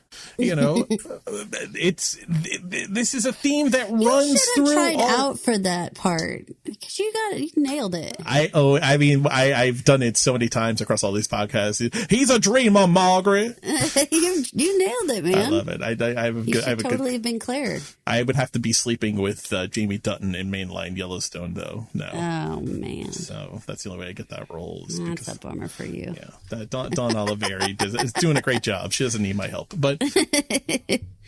Yeah, but this is a theme. This is the theme of the universe. This is the theme of the Yellowstone universe. The cattle ranching, this loyalty, this obsession with the fucking land that you Duttons have. It is the ruin of you. How do you stand in the face of progress? Man, but I stand with the Duttons. I feel them. When Kara says it's our dream, I feel that. When Margaret says it's James's dream and I'm on his side, I feel that. that. When John and Beth and Casey don't want to get rid of the ranch and they want to stand off the airport and the ski village, I feel that. Maybe it makes no sense. It probably doesn't make sense. It's not sustainable, but I feel it though. I get where they're coming from. I very much feel their sense of wanting to see the dream be followed through with. Does that make sense? It does, but also what's the end, right? More cows, Yeah. more selling. When does the dream end? How about this? I wouldn't want it to end on my watch. I don't need to know exactly where it's going to end, but I certainly wouldn't want the torch to go out on my leg of the race. Well, that's also another recurring theme in the show. So right? for me, I would have a rough time because despite the fact that I don't want the torch passed to me necessarily, and I don't necessarily want to run this race, it would be very hard to look backwards at all the family members and all that had been sacrificed and say, nah, I'm just going to let the torch go out. I'm going to let the land get sold. I'm going to move on with my life. There will be a Dutton who does that. There has to be, right? I mean, there has to be eventually. This is that prison no, right? That we're talking about, though. This is the prison no that we're talking about, because when you said that just now, it reminded me of Kevin Costner, John Dutton in mainline Yellowstone, saying this ranch is in our family over 100 years and it's going to die with me. And he's not saying it happily. He's saying it like I have fucking failed. Yeah, like the torch went out. I'm the one that messed up the whole thing. He's actively saying what you're explaining here is something that has been said, but that's a prison no. That's not wanting to keep the dream alive. That's I have to do this because it's hot potato and I don't want the music to stop. That's what I'm saying. It's the opposite. It's not that you're driven to make the dream come true. You're driven for the dream to not die on your watch. Those are two different motivations. You know, that isn't, you're not fulfilling anything. Even when Kara said it's our dream, I kind of chortle at that because I'm like, really, Kara? It's your dream? I doubt it. I doubt it was. You weren't in Montana when everything went down. You came afterward. You're the first torch holder. You know, this wasn't necessarily her dream, but she says it with such conviction. It's our dream. It's what we want. She means the collective we Duttons, we historical Duttons. You know, this is what we want. But you're so right that it is a game then of like either you find some amount of pride and happiness in the life that you're leading, or you do decide it's a prison. So, I mean, I think they ran us through their paces with the Jack and Elizabeth storyline in this one about the idea of, well, it can be a prison or you can make it something completely different. And so long as you have love and you have people around you who care about you, it's not going to feel that way. So what does that look like? And I think the whole Jack Elizabeth interaction should make that very clear. I agree. It just, again, well written, pairing how these storylines intersect. One doesn't seem to have anything to do with another. Well, listen to the words, listen to the themes that are being talked about. Maybe not the words themselves, but the emotions and the subtext behind them. And it's all connected. Kara talking to Whitfield here is exactly what Jack and Elizabeth were talking about. And it's the exact thing that appealed to Spencer to get him to come home. Remember Kara's letter? It wasn't just your brother's been killed and your uncle's probably dead by the time you get this. The crux of that letter, the majority of that letter is your legacy, this ranch, the family's dream is under attack. It is at war and you need to come defend it. The crux of that letter is the appeal to the Dutton in Spencer. The land, the fucking land is under attack. Come home. The torch is going out. You need to come reignite the torch. That's what that letter is. That's what gets him on this boat from Zanzibar. Yes, maybe you can't let it happen on your watch. You can't let it happen on your watch. If I'm the last Dutton, if John is dead and Jack is wounded and Jacob is dead, I'm the last Dutton. I'm the last Dutton male anyway. I can't let the torch go out on my watch. Let's go to Africa. Let's go to Africa.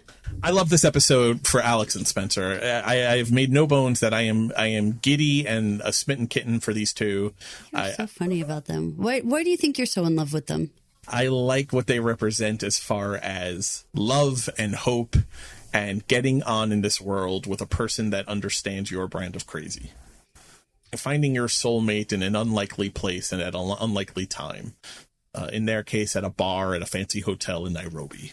I like all that represents. And this episode is great because this episode, I think this episode does a lot to flesh out each of their personalities.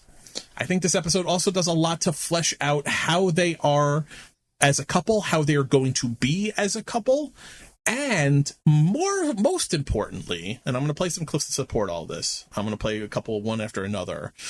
This episode does something that it has to do because of how quickly these two came together.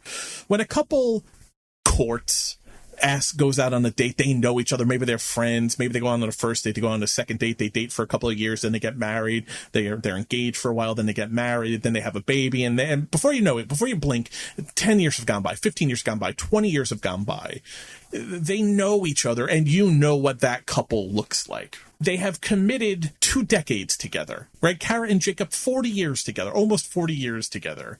They don't need to prove their love to each other or their commitment to each other on a daily basis because they have lived 40 years together. Spencer and Alex have known each other weeks, maybe months at this point. That's it. So they need to recommit to each other constantly at this point, and we need to see that in order to believe that they are actually a functioning couple that may be able to exist in this world. And in this episode, they recommit to each other in a significant way. No poetic words, just words of commitment, words of understanding, no silliness. Alex, who operates from a silly place always, very serious when it gets down to the relationship talking. That was a lot of words. I want to play some clips to kind of support this, because if you put them all together, I think it paints a good idea of who these two are. Did you plan on leaving a note? It's on the dresser.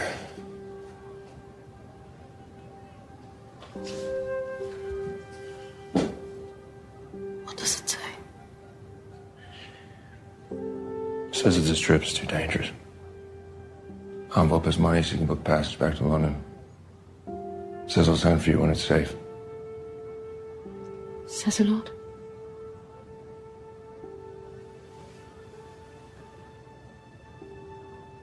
There is no sending for me, Spencer. We have a life together, or we live our lives apart. Can you do that? Can you live your life without me?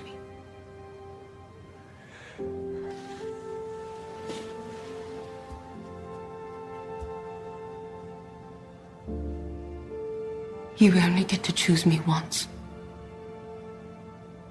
The choice will not be offered again.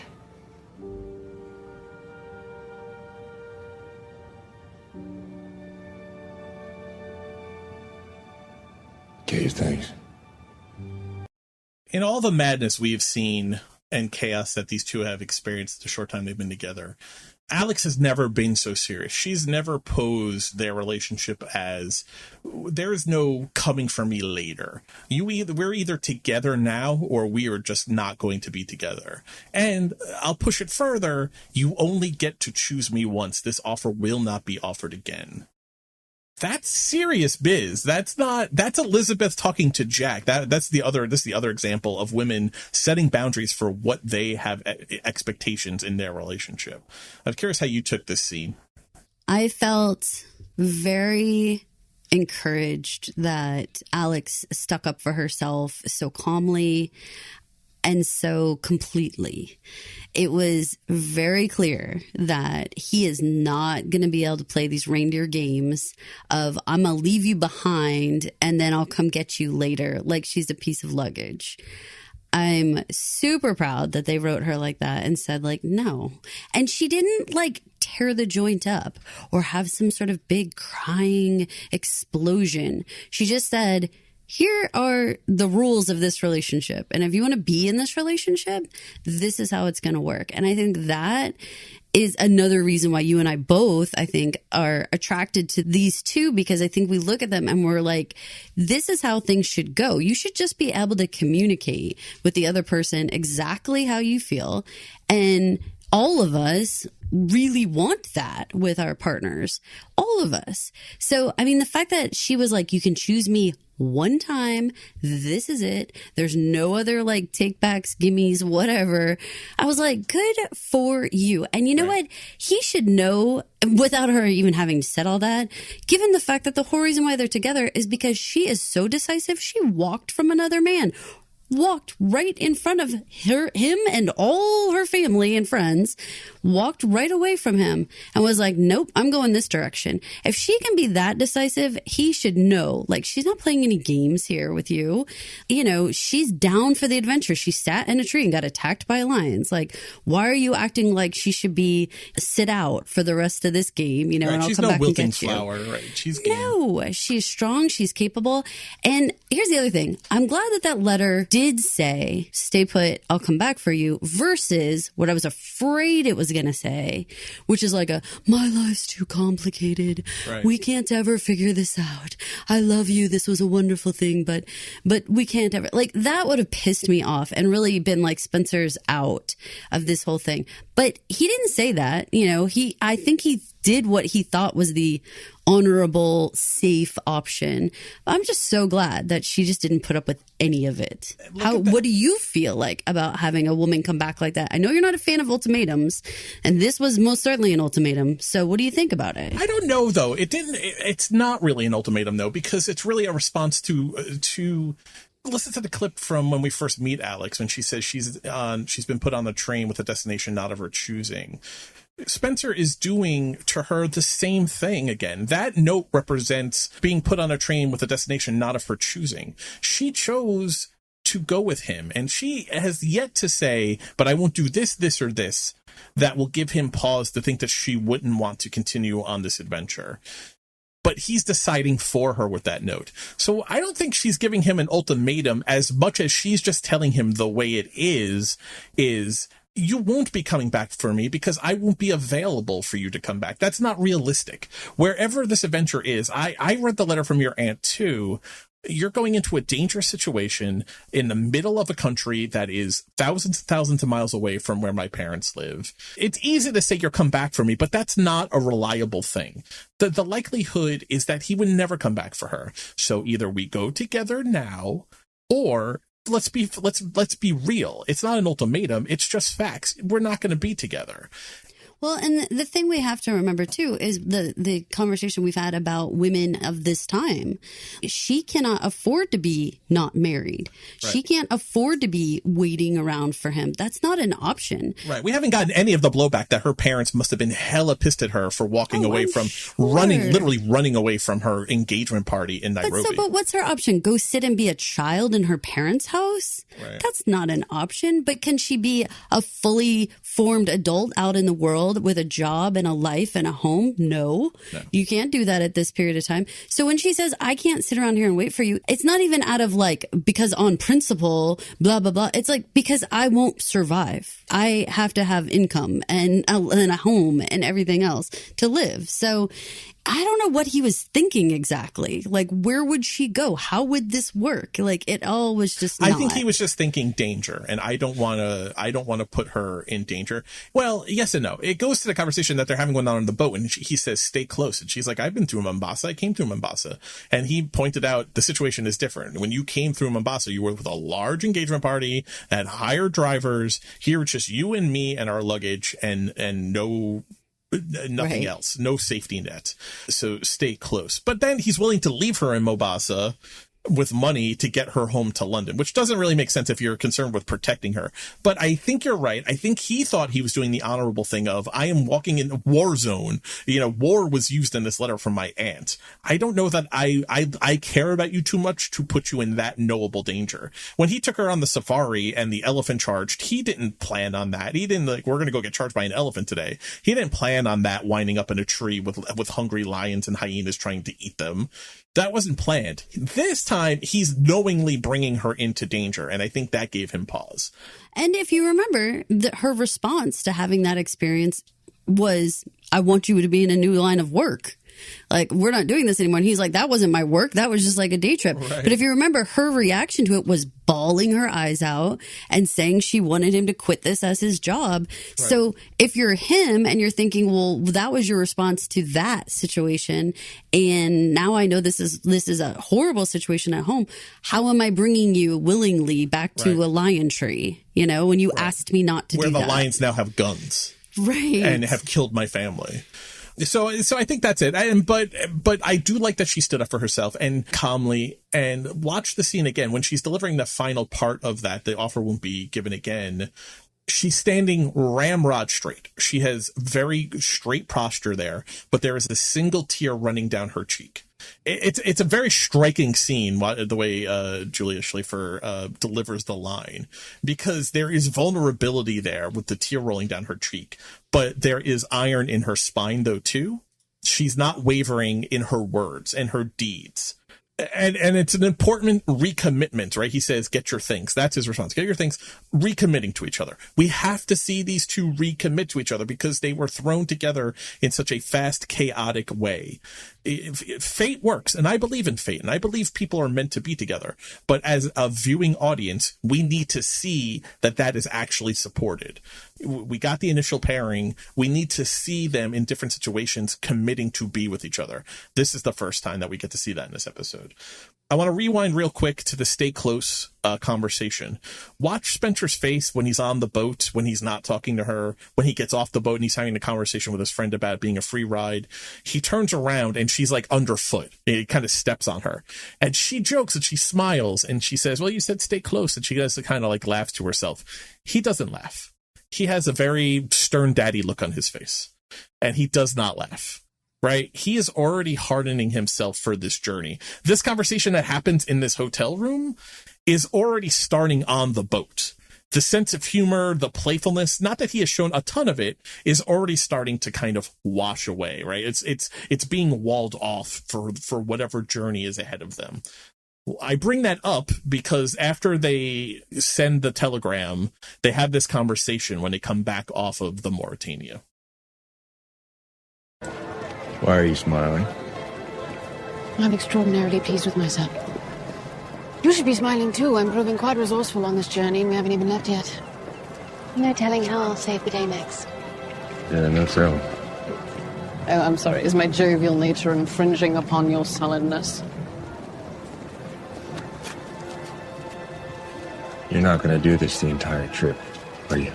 To what? Talk. I talk when I'm nervous.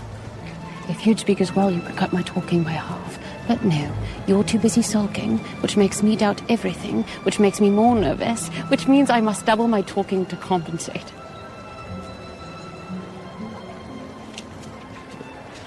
Frankly, I'm shocked it bothers you. Most men find it quite endearing. I've blabbered my way into many a courtship, let me assure you. I've no doubt.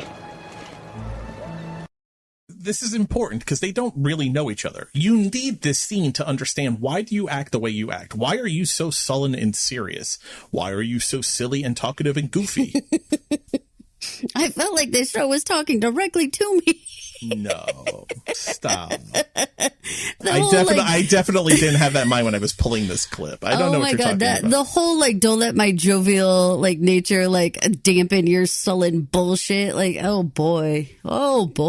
Back it up to when she says. Back it up, he said. Back it up to why I'm so quite pleased with myself. I've already been an asset to saving you. I might have absolutely said I'm quite pleased with myself on more than one occasion. I do get pleased with myself when I manage to make something work. And I love her problem solving nature. Like, that is right up my alley as well. Yes. And the idea that she is doubly talkative when she gets nervous and him being silent makes her have to talk more to fill the air is believable. I mean, you are living proof of this, but people are like this.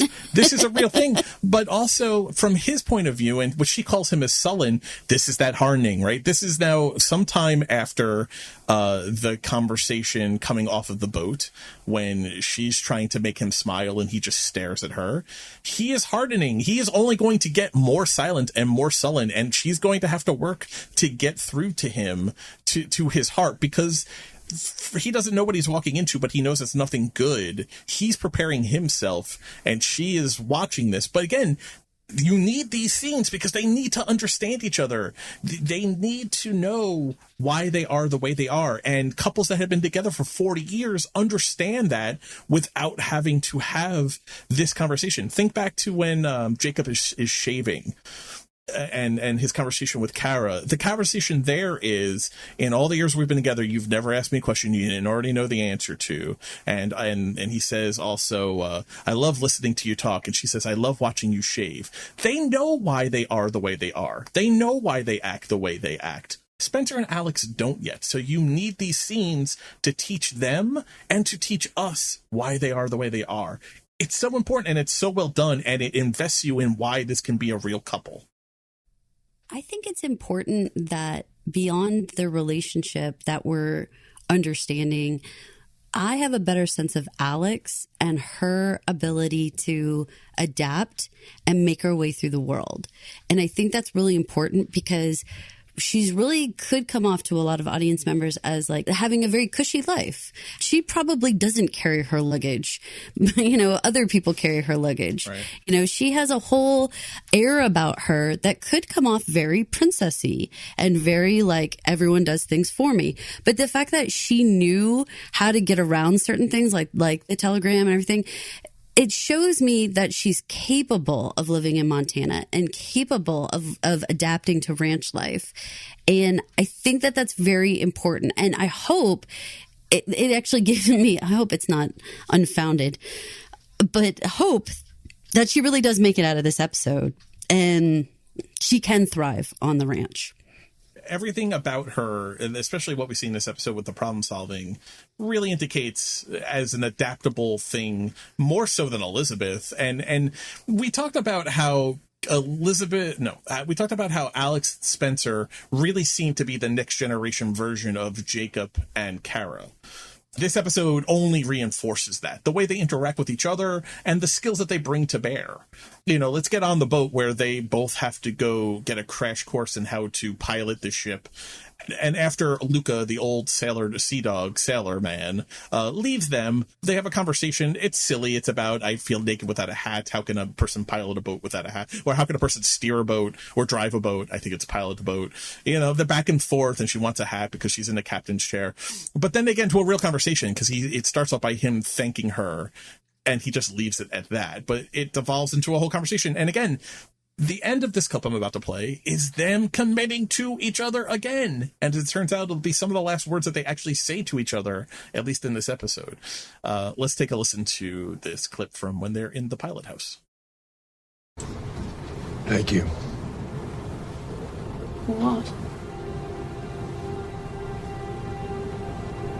Just thank you. Talking you out of abandoning me in Mombasa and piloting you across the sea, nothing but my nautical expertise to guide the way. You're quite welcome. You are going to be hard to argue with when the time comes. It will be most unpleasant for you, I'm afraid. Me too.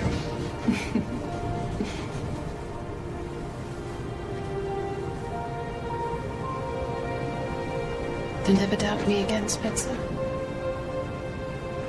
If you never doubted me, I'll never doubt you. It wasn't a doubt. It was a worry. Well, don't do it. I'll never doubt you. It's settled then. You can be my love slave. Just the pattern of that conversation. They're having fun. Was it my, not letting you quit away from us, or my prodigious skills at piloting a boat? But then the tone changes and she says, "Don't doubt me. Don't ever doubt me again. I won't doubt you. You don't doubt me." That's a whole tone shift. That is a gear shift. That is a tone shift. That is everything shift. Because she possesses those things. Like, she wants to be goofy and silly, but she understands that relationship conversations need to be had, as does he. And he tries to clarify that it wasn't doubt, it was worry. But she dismisses it. Don't do that. Just wait. Don't worry. Just don't do that. Don't have a worry and don't doubt. And they recommit to each other, and he can be her love slave. Oh. But yeah, I think all those three clips, when you listen to them back to back, it really sets forth why can this be a real couple? Why should I believe that this could really happen? They're showing you. All of these clips are them learning about each other, committing to each other, figuring out how they're going to live a life together and not a life apart. It's a significant episode for these two. I appreciate that they're willing to explain themselves a little bit to each other too. Like, she could have easily gone on the defensive when he said, "Are you going to do that the whole time?" She could have been like, "Do what?" Or acted like, what, you don't like me to talk? Like, and then clammed up and crossed her arms and all that. We've seen that on rom-coms like all the time. In real life, I think a lot of people would bristle at someone saying, "Why are you the way you are?" Or like, "Are you going to keep doing that?" And what you're doing is just talking to them. Right. Like, I mean, you'd be like, fuck you.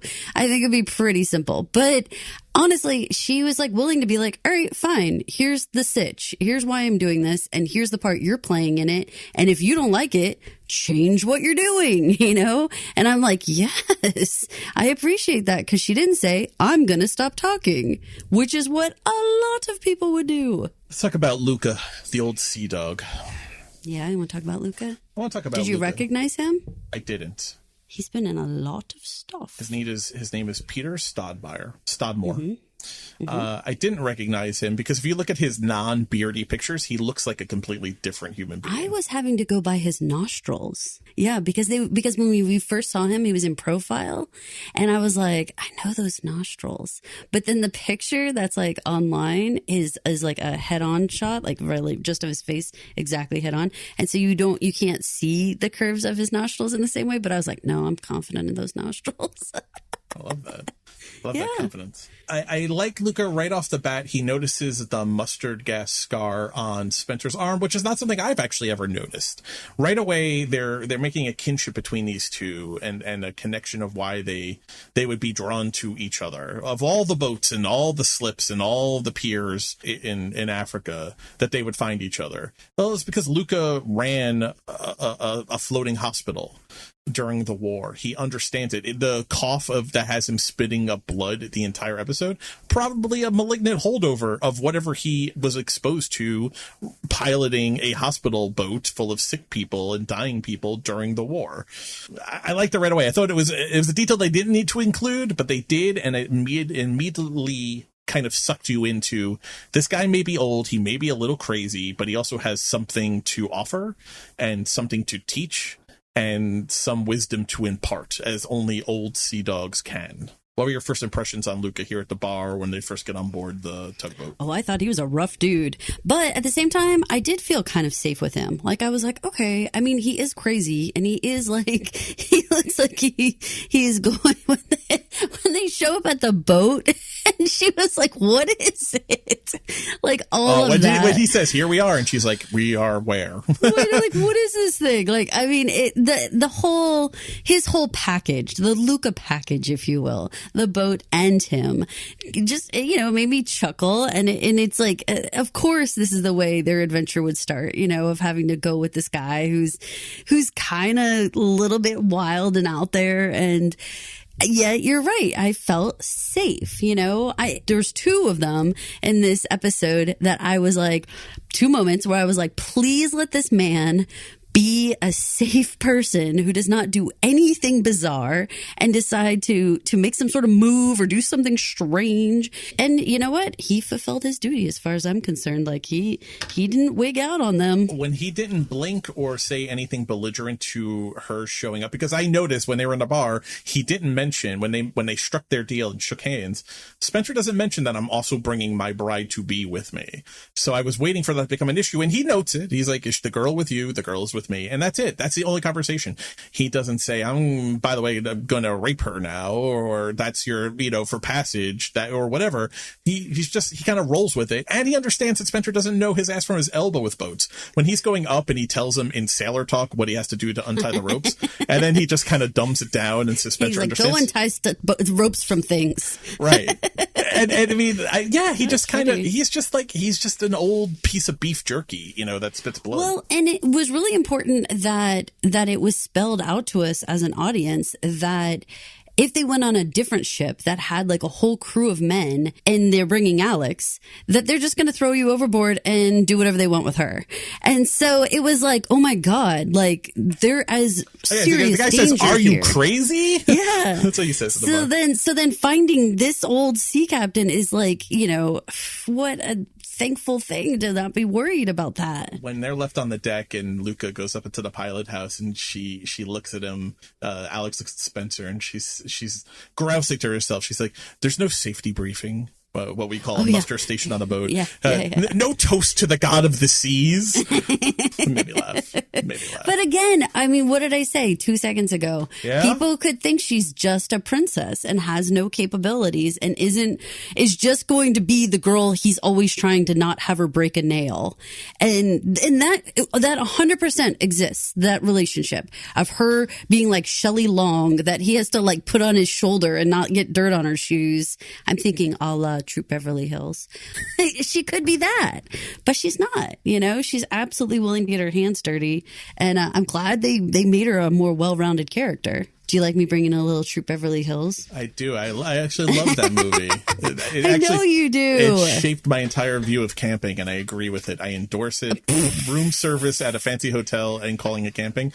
If you ask Tom, growing up, I could say it's that because it's no longer a valid safe word, so I can reveal this on a podcast recording. Not a safe word? I had told Tom that if there was ever some kind of like I'm on one side of a door and he's on another, and he wasn't sure if it was me, ask, "Where do we camp?" The answer was in our living room with snacks and TV. That was the acceptable answer about where these two Caputo boys camp. And anyone else would say like the woods or whatever. That was an imposter. Our safe word was, yes, we would camp. We had sleeping bags and we had lanterns and we had the floor. We didn't sleep on the couch. We roughed it on the floor. And we would watch TV and eat marshmallows and s'mores and make snacks. Oh my God. Have you ever seen that one? There's a video of a kid doing that and the woman on the other side says, "I'm your mom's friend." And then the little kid goes, That can't be true. My mom doesn't have friends. That could also be a good safe word for me too. It's very similar, actually. Let's talk about Luca and ghost ships. This is how we get the title of tonight's episode. Ghost ships are crazy. Did you know much about a ghost ship before this episode? Nope. And if you had asked me, I would have said that they were not real. Is there something about Pirates of the Caribbean or anything that is about? Yeah, Barbossa's ship is actually a ghost ship, as it turns out. They're like an undead crew.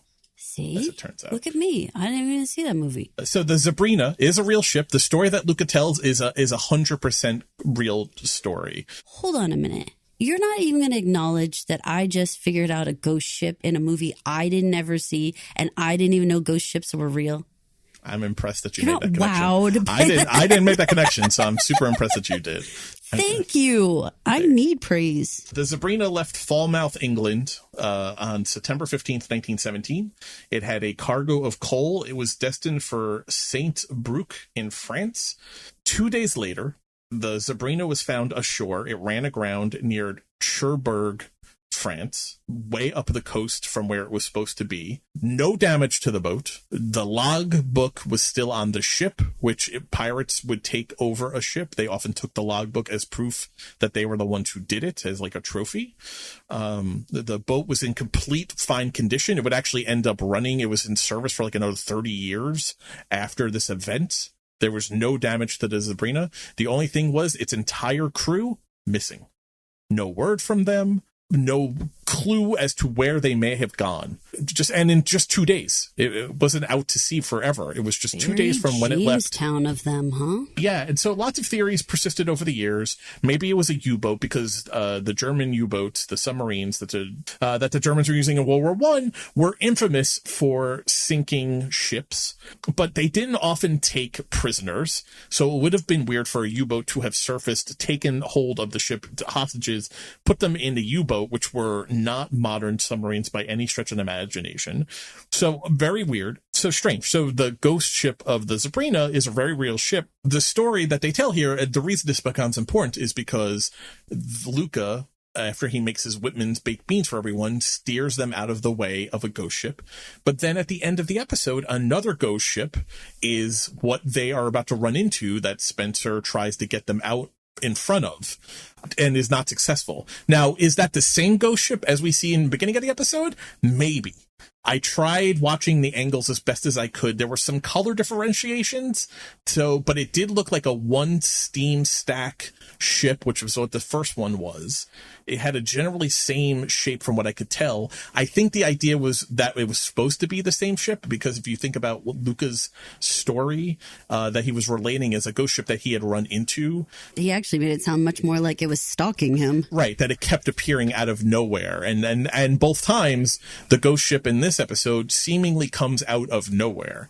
Luca sees it when he's making the beans, and he gets out and it gets back up to the pilot house and turns them around. Spencer, and I want to ask you about this. So Luca is dead in the chair, the pool of blood under his mouth. His hand is on the throttle. My charitable reading was Luca, knowing he was dying, stopped the boat, because the only other two people on the ship were sleeping downstairs, and if he had just left the boat going as he knew he was dying, he would have potentially put the tugboat into really mortal peril. So my charitable reading is that his hand was on the throttle, and he slowed the boat to 0 as he expired, as to protect the tugboat. The other reading is that his hand was just on the throttle when he died, and it pulled it down, literally pulled the throttle down to 0, and that's what caused the boat to stop moving. Do you have a view on that? Am I thinking about it way too much, which is totally possible? I mean, I think that either of those things could be true. I think it could also be true that, the engine was so loud, that when he did shut it off, that's basically what woke Spencer up, was the silence. And another way is like, yeah, you're right. He's not propelling forward then, but also it should have sent a message to Spencer, like, hey, shit's going down, Yeah, I like that too. Maybe come check what's going on. But here's the deal. I mean, you can't really tell like how quick he died or what exactly was going on. Like you can imagine he had some big coughing fit. Right. There's a lot of blood on the floor. There's a lot of blood on the floor. How did Spencer not hear that? The ship engines though are running though. You're right, and those are loud, and I agree with you. I just I'm like, man, but there's no way that I felt like Spencer could have saved that situation. And oh my God, when they actually show that gigantic ship pushing the way tugboat, it wedges it, yes. Oh my God, it was kind of I was visceral. like, yeah. It was. I was like, how are you possibly getting out of this? Here's the thing, he almost does. Even when it first pinches the ship up and starts the wedge, he throttles forward and is spinning the wheel. He almost gets it out. He comes really close to freeing the thing, and I was like, I dumbly, stupidly allowed myself a moment of hope that he was actually going to free it. Yeah. Yeah. Because then they cut away. Oh. I know. This is the problem with hope. This is the problem with hope. It lets you down and you feel worse than you did before.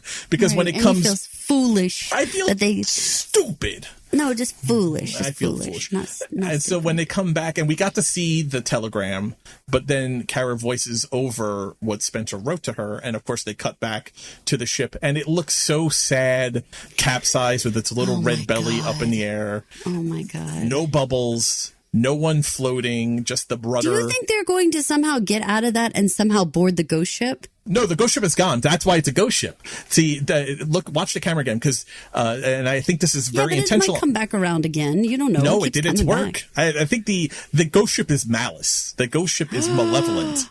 The ghost ship did what it did. Yeah, I think the ghost ship's point is just to make other ghost ships. Yeah. I think it's meant to embody evil. It did its work. It's chaotic evil. Yes, it's chaotic evil instead of chaotic neutral or chaotic good. Because when the camera pulls out into the wider ocean shot, there's no trace of the ghost ship. The ghost ship is gone. The ghost ship had done its work. We're not going to see the ghost ship again. If there is salvation here, it comes down to, think back when they were in the pilot house, or when Spencer's in the pilot house, he calls the Mayday, which thank God he had asked what the frequency was for the Mayday. Mm-hmm. Fun fact about the Mayday signal that he tells them. So Lucas says the Mayday frequency is 158.6 megahertz. In fact, the real short-term maritime distressed frequency signal, I did a little research on this. There are several, but a channel that is used for short boat-to-boat Mayday signals is 156.8. So I think they had a little fun on the show. They took 156.8 and made it 158.6. in the show to have a little bit of fun with the Mayday signal. Flippage there. Yeah, because maybe there's actually things that you can't like publish, like maritime codes, or you just don't want see people them out there Maydaying all over the place. Maydaying on it, right. Just to be silly. But silly Maydays, if you will. Spencer does make contact with with a captain on the ship. The question is, did he give him enough information about their heading and where they were in order for this captain to find them? And if they have salvation in their cards, it's going to be this captain that he was talking to and that captain's ship, I think, that finds them. Why do I say all of that? Yeah, why do you say all that? If you don't want potential spoilers that are not rooted in anything, fast forward about 30 seconds. What does that mean? Okay. So there is a credited captain in this episode, Captain Shipley. Captain Shipley is played by a guy named Molly, who was Benjen Stark in Game of Thrones, so a decently well-known British actor. I didn't see him in this episode at all. In the couple of times that we saw a captain, I didn't see a Captain Shipley, and I didn't hear that name mentioned. And also, future episodes have a Captain Shipley credited. So I think the Captain Shipley we got to hear his voice in this episode, but we will meet a Captain Shipley at some point in the future that will be the one that saves them. Gasp. End of the spoiler speculation. That's based on just reading credits. Welcome back, those who did not want to hear it. Oh, we talked about you guys. It was all good stuff, though. You're just saying good things. All the good things. Right. How sweet you are. How wonderful listeners are. But I love that the show pulled out, though, and showed the capsized boat with the larger ocean around it, because I think they intentionally do that to show the ghost ship is not hanging around. The ghost ship is not there. Oh, right. With that. I mean, you've already said it. I still think somehow they could get a little action of ghost ship. Maybe it comes spooking around on them again. I don't know. Some more fun facts about maritime stuff in the 1920s. The ship that they board to send the telegram is the RMS Mauritania. The Mauritania was a real ship. The problem was the Mauritania was an England to USA, USA back to England transatlantic ship. From everything I could find about the Mauritania all through its life, it never ran to Africa. It never made runs to Africa. It was purely a transatlantic ship. In fact, it was actually a sister ship to the Lusitania.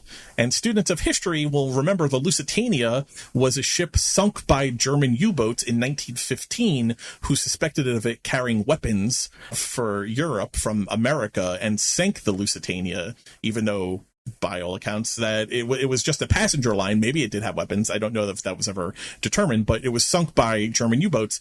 The Lusitania was the sister ship to the Mauritania, which is the ship that they board to send the telegram in this episode, which again, from everything I could find, never actually sailed out of Africa at any point in its history. It would have been good, though, because to use it would have been good, though. Well, it would have been good to use the Mauritania because for 20 years, the Mauritania actually held the speed record for eastbound and westbound transatlantic crossings. It was literally the fastest ship in the seas for 20 years. That would have been great for these guys trying to get home from London. Right. The ship that they were going to get booked on when they go into the Union Castle Line office, the RMS Franconia. The RMS Franconia was also a real ocean liner, also operated by Cunard Lines, which the Mauritania was too. It was in commission from 1922 to 1956. Fun. It actually ran transatlantic in the summer, but in the winter, which would have been deemed when they were in the show, the Franconia made world cruises. It did world cruises stops. So I couldn't find an itinerary, but then it becomes plausible on a world cruise itinerary that it would make a stop in Africa. So look at that. That's some good researching, you little bookworm. I was pretty happy with myself. Look at you hitting the library. So the Union Castle Line, and the last thing I'm going to say about this, the Union Castle Line, which is the office that they see when they first get off the boat in the beginning of the episode. In 1922, the Union Castle Line introduced a round Africa service, which was a 9-week voyage calling at 20 ports en route. Alternate sailings traveled out via the Suez Canal and out via West Africa. So that's why when they always sailing out of the Suez Canal, why did they have to wait 3 weeks for a ship? Because by 1922, they were running ships out of West Africa and Suez Canal alternating. We were in the alternate week. Yes, because the whole thing is that they are on the east coast of Africa, which is the Indian Ocean. Right. If you could see the geography in your head, I can. Geography goes north, you go Indian Ocean into the Arabian Sea. The Arabian Sea, you kind of make a left around a little point on the African coast, and that takes you into the Gulf of Aden. And the Gulf of Aden leads you into the Red Sea from the Bible. The Red Sea leads you up to the Suez Canal, which goes from the city of Suez in the south to Port Said in the north. It's like 100-mile canal. And when you get out of the canal in the north, in Port Said, you are in the Mediterranean Sea. So that's how you get to the Mediterranean Sea, which then gives you access to Italy, Greece, Spain, and all parts of Europe. If you guys are ever in a time machine and you go way, way back to 1923, just remember this podcast. Mike will help you traverse all the oceans. It's the 7 seas. I'm just giving you dropping some geographical knowledge. You said the Red Sea from the Bible. You're like, as featured in such things as the Bible. Well, that's the sea that Moses allegedly parted, was the Red Sea. Yeah, we know. We all know about the Moses. Charlton Heston going, right? Good old Chuck. Anyway. Chucky H is what I always called him. Man, what an adventure with Alex and Spencer in Africa, but we're not done yet. We're almost done. But I feel like we should say like a little like, okay, like get out of there, you guys. Like, let's think some happy thoughts for them because it is cold. They're in the ocean. They've been capsized. They've been thrown around. We don't even know what kind of injuries they might have. Let's just think really good thoughts.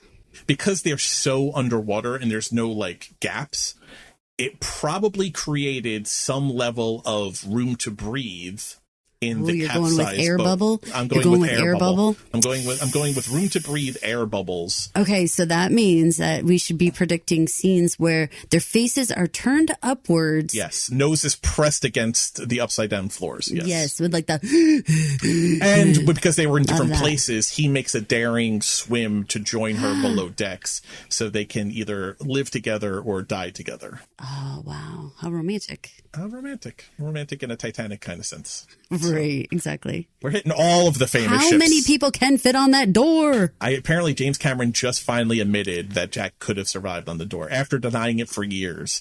He really did. I think he just did, just like last week, said, in fact, Jack could have probably survived on the door. So wow. Yeah. That's quite an admission. We've all known it. I know. I watched that movie 3 times in the movie theaters. Cameron. I saw that movie 3 times on the big screen. You did? I did. I used to make the audiences laugh because I was desperate for attention and validation as a kid. What is wrong with you? When it would be silent and there was like a really like a sweet scene, I would call out, Leo, oh, and it would make everyone laugh. You're such a little weirdo. No, I was such a little weirdo. Guys, the theaters were packed. There were not a seat to be had in Titanic in 1990. And you're like up in the balcony dropping raisinets in people's hair. No, I was just making it more of an interactive thing. Don't judge me. There is no judgment. I'm just giggling to myself. Don't let my jovial nature bother your sullen ways. You know who woke up to having a bad day? Oh, shit. I don't know if I'm ready to go there. Are we ready to go? We have to have these conversations. I know because we have are already to, at like 2 hours and 20 minutes. Okay, but listen to me. Listen, listeners. Linda, I can't stand abuse scenes. So we are going to be very light on the actual abuse portion, and we're going to get a lot into the portion of actually finding some help. Okay. Yes. Now I've set the guidelines. You guys all watched the scene. It was vicious. It was visceral. Awful. It was brutal. I think of all the scenes we've seen, I think it was actually the most violent scene we have seen. What he does to Buxby. It was awful. Buxpooty. I'm going to go with Buxpooty. How about we just say her? Tiona's cousin. What she does to the girl. Yes. She's a young woman. So let's say Tiona's cousin. I think she gets the most vicious beating of anyone on the show. And Renaud is just all anger. He's angry that she will. scene. He's angry at first because she won't tell him, and then when she does tell him, he doesn't believe her and beats her more because the idea that Tiona would go out with no plan to trust 400 miles through the Badlands makes no sense to him. He's just the very worst. You understand why the nuns are as bad as they are, because it's all flowing from this monster. We did not get to see, Tiona was not done making war at the end of last episode, as it turned out, because after she brutally kills, deservedly so, Sister Mary, we learn this episode she went, and I believe it's the ruler she burned Sister Mary's face with, plunged that into Sister Alice, the pedophile rapist, plunged the ruler in her chest, stabbing her to death. Tiona made war, and her main two violators are now dead. We don't have to focus on that more, other than I would note that we got to see the scene from the trailer. But there's two scenes from the trailer we actually saw this episode. One is when Donald Whitfield introduces himself to Kara. That is a scene from the original long trailer right before the series started. And the other one is watching Father Renaud and the priests and the nuns walking shoulder to shoulder, doing a field search, which is what we predicted from the trailer. It was a field search, and it was.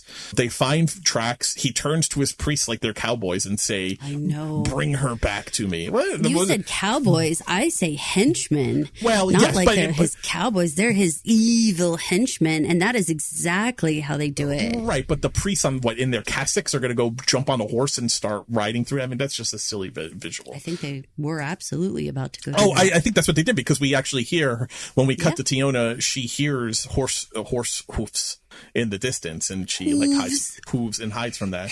She survives. She outwits the priests. She outwits a wolf. I love that she screamed at it.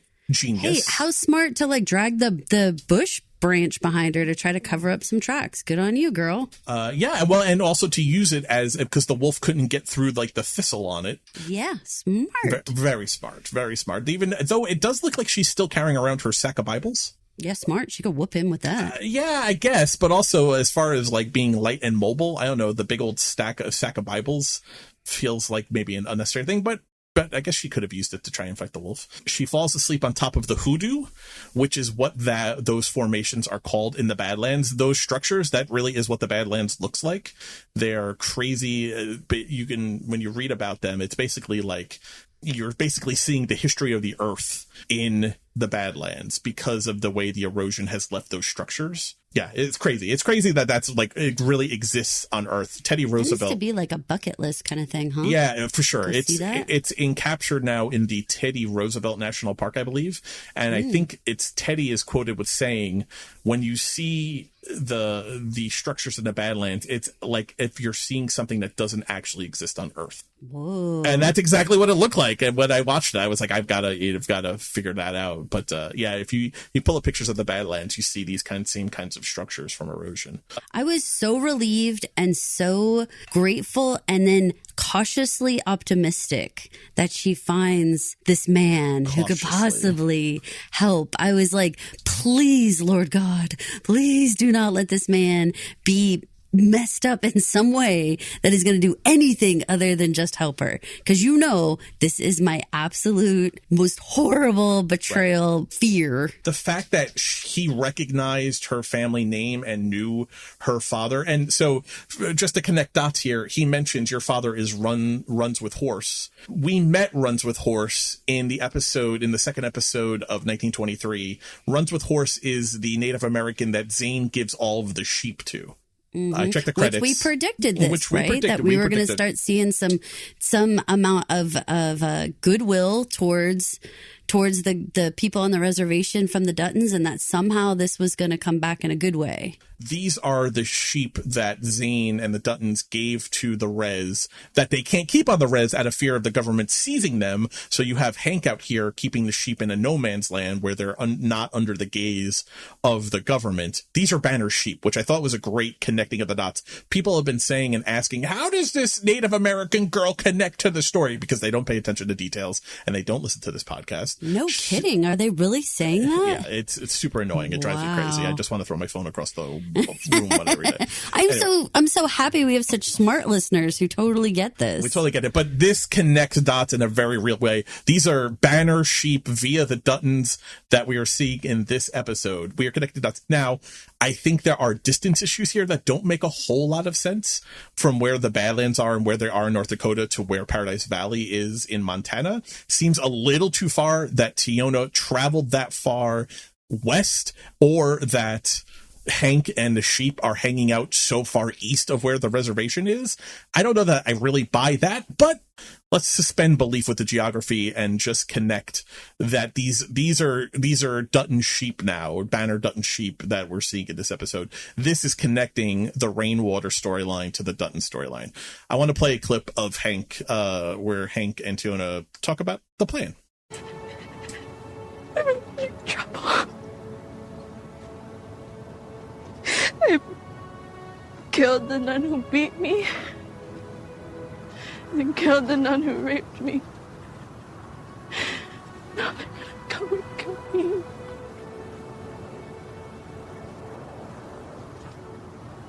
We beat up, choked one, and stabbed the other.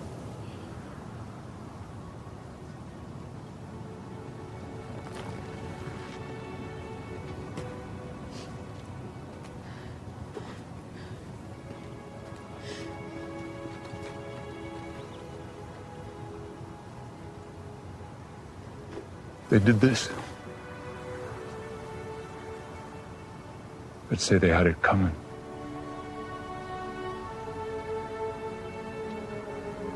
You come home with me. I'll send word to your father. You should go to Canada. No, Canada. Canada's worse. First we find your father. Then we find the place. That might be the first time in like modern TV that I feel like I've heard the line, Canada's worse. Yeah, maybe sit up though, but we talked about the residence schools. And how much that the Canadian government did. We didn't go into great detail, but you guys can go look on your own. Why is the Canadian government worse during this time? Go take a look. So not included in there is a great line, and I wish it was a very long clip. That's why I had to cut it down. She says, "You're not near the res." And Hank says, "We're not near anything." And she says, why do you have the sheep out here? And he's like, that's why. So they're not on the res, so the government can't take them. She says, why would the government want to take the sheep? And Hank just looks at her and says, why would they want to take you? Just a powerful line. Just a really very... a line that we should all stop and think about, guys. Like, what? Some people are having real problems with this, and we get it. It's abuse. I read a comment that infuriated me on the Reddit for 1923 about this. And the tone of it was essentially, yeah, I get it. She's having a hard time. What is this boring subplot to the story? It doesn't have anything to do with it. What the fuck is wrong with you? Like, are you so ignorant and blind to the history of this country that she's just having a hard time? That terrifies me that person is walking around with that thought. Well, and there are, and we discussed this though very thoroughly, and I'll just give it like 2-3 sentences. Will a storyline like this that shows a great deal of abuse and it is very hard to watch, is it going to turn off viewers and people who cannot even connect that rainwater goes with rainwater? That's because they're not watching, like we were saying, mainstream Yellowstone, right? Like they're not watching that one. So if you're not watching modern day Yellowstone, then you're not making any rainwater connections here. So then you could see where this is like really feeling like, why are you subjecting us to essentially this like trauma porn where we have to just watch day in and day out every time, Tiona taking this beating? It's like, I can't watch that very long.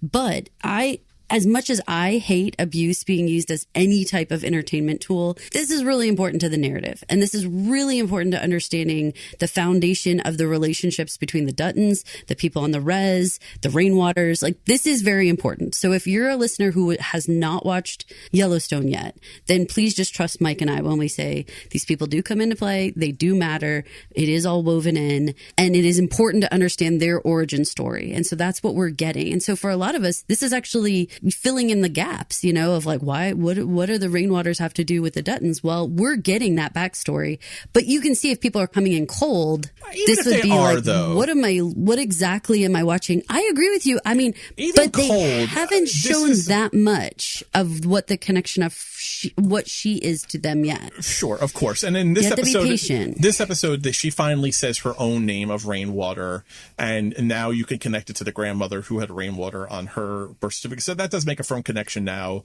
that she is really a Rainwater, even though we've known that.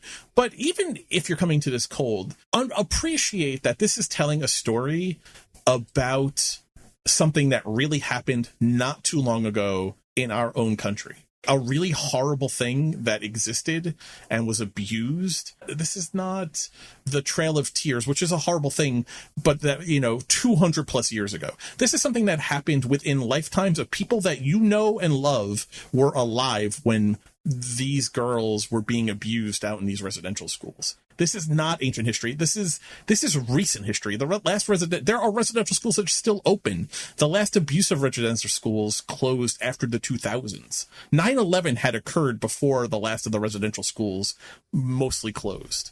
This is not ancient history. Not even a little bit. They're still just finding the grave sites. Just last year. Last year. I mean, so, and you know what really struck me, actually, speaking of the grave sites, when they're burying the nuns and you saw all those other crosses, surely those aren't other clergy people. So how many of these children have been killed already, when you can tell that this is obviously a new structure and a new space here, It made me wonder, is that really the nun that's in that sack that they're building that hole, or was it her cousin that was in that sack? Oh, shit. Do you think? Well, I guess probably. You're right. The graves, the unmarked grave sites, because those were just wooden crosses stitched up together. They didn't have grave markers barely on at them. all even. Yeah, they were just sticks. And the graves that are being found in Canada just last year, as recently, were essentially mass graves, poorly unmarked mass graves of young people that were found. I think maybe it occurred to me after I watched the episode a couple times that maybe this is actually Babuxty. That's horrible. I hadn't even considered that. I really was thinking that they were burying the nuns, and we were supposed to pick up on the fact that there was multiple crosses. Like, obviously there's been quite a bit of death actually at this place. Until Tiona, though, I don't think most of the death was probably on the nun side. Oh, no. I don't think any of those were clergy. That's what I'm trying to say. Like, and it seems pretty new there, meaning like this wasn't like a generation of people have been buried there like our Duttons. This is like, how many people die a week here, Yeah, this is just normal attrition for Father Renaud and his nuns. Before we leave this, because we're just about done, I do want to play one fun clip that made me laugh just to palate cleanse a little bit. Before she goes, and Lena Robinson plays the cousin here. And I keep butchering names, so I don't want to say it, but I want to give her credit here. She didn't have a ton to do in the show, but if this is the last time we get to see her, I like that she went with grit in her voice and a little spice in her voice. When she looks up and her whole demeanor's changed, she says, "I am Otter of the Killsmany clan. My cousin will get home, and then the Killsmany clan will come back here and kill you all." I like that. I like that in the face of whatever was about to happen to her, she also got the iron in her spine. This was a great episode for women and the iron in their spine.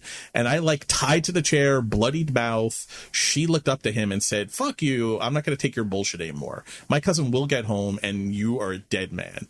I also like that her name was Otter, because otters are adorable. And the Killsmany clan, which I couldn't find any evidence of, and it's not the name of a tribe, she says clan. I'm curious what that all is. Do you think we're going to be seeing the Killsmany clan? Do you think there's going to be a date with Violent Destiny for Father Renaud and his I pray for that comeuppance. I mean, I need that to happen, because for me, that closes the abuse circle and it allows it to stay in the TV. Renaud can't exist at the end of the story. He can't hurt anyone. Right. He needs to not exist once the story is done so that I can close my eyes at night. You know, I give them a lot of credit for allowing this to be as gritty and really visceral as it all was. For the people who can't take it at all and like wish it wasn't even a part of the storyline, that's really who this storyline is for. Because you and I already knew actually quite a bit of the history of some of these residential schools, but I don't think that we're in any way the majority of people. I think most people have no idea what this is about. It's going to require a little bit of looking though,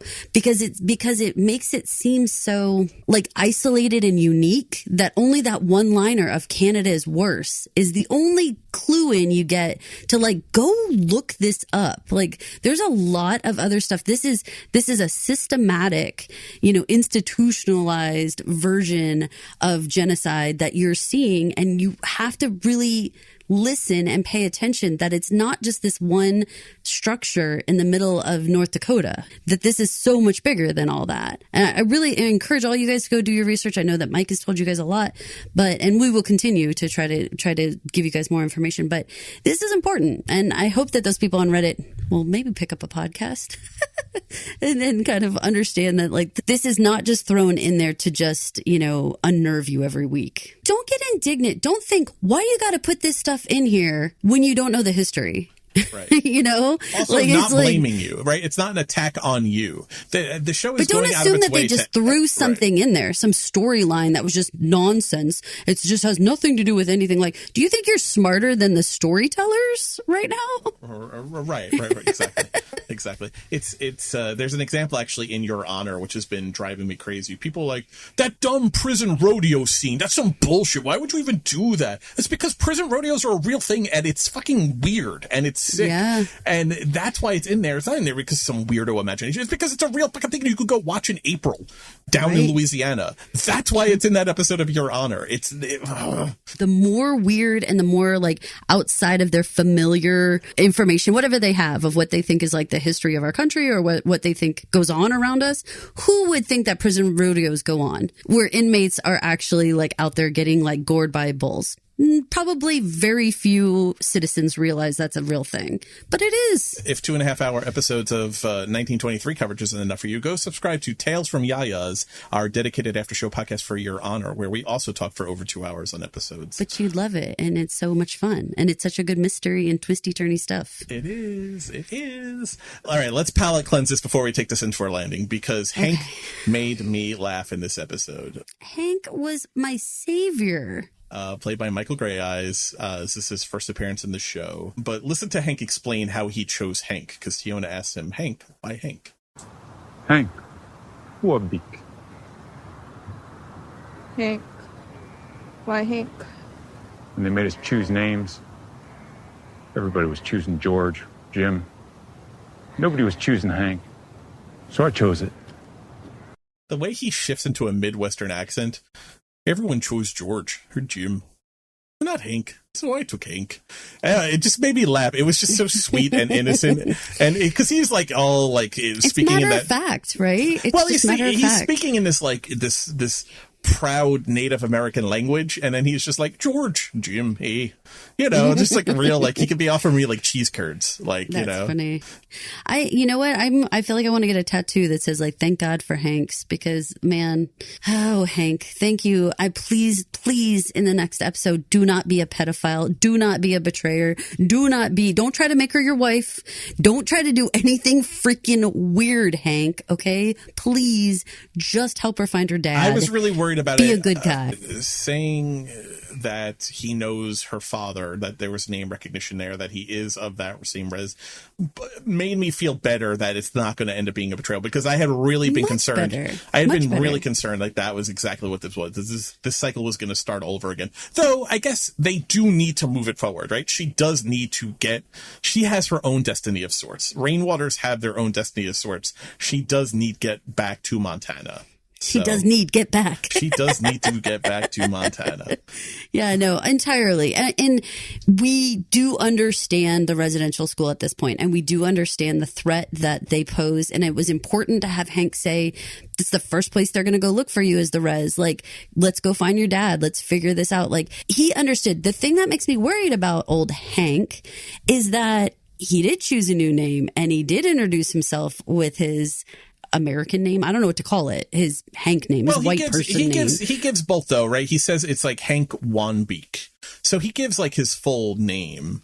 That's true. But do you see, that's where my nervousness comes in, only to the part where I'm like, I don't think he is. My heart is saying he's not someone who would like turn her in for a ransom or do something like that. But I am nervous because he has gone along with what, changing his name, and he introduced himself with the changed name, not his Native American name. So it makes me a little worried because it kind of a little tips his hand that he's a little bit doing what, you get what I'm saying, right?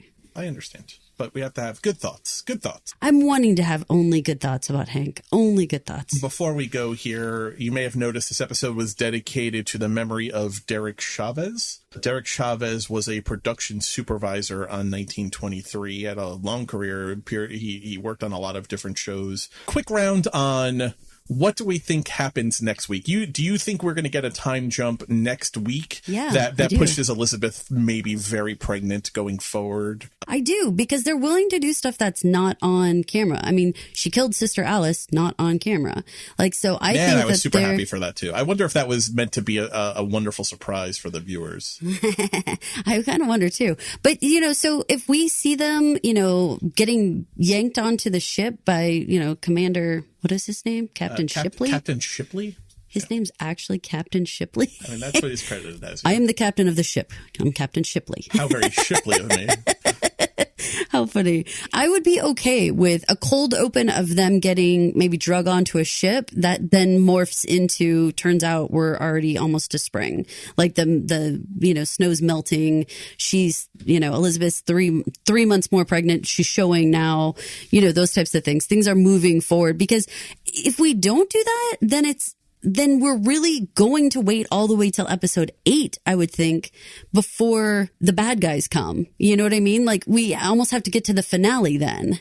Yeah, it almost feels increasingly like, unless they rush it, we can't have the big war of Spencer versus Whitfield and the Banners. But maybe is that season 2? But yeah, maybe the start of it is what 8 is. It's the beginning. So then is it possible that 6, 7, 8 is just getting through the winter and getting to the point of Spencer being home and not too much more? And we're going to have a better idea? Next week.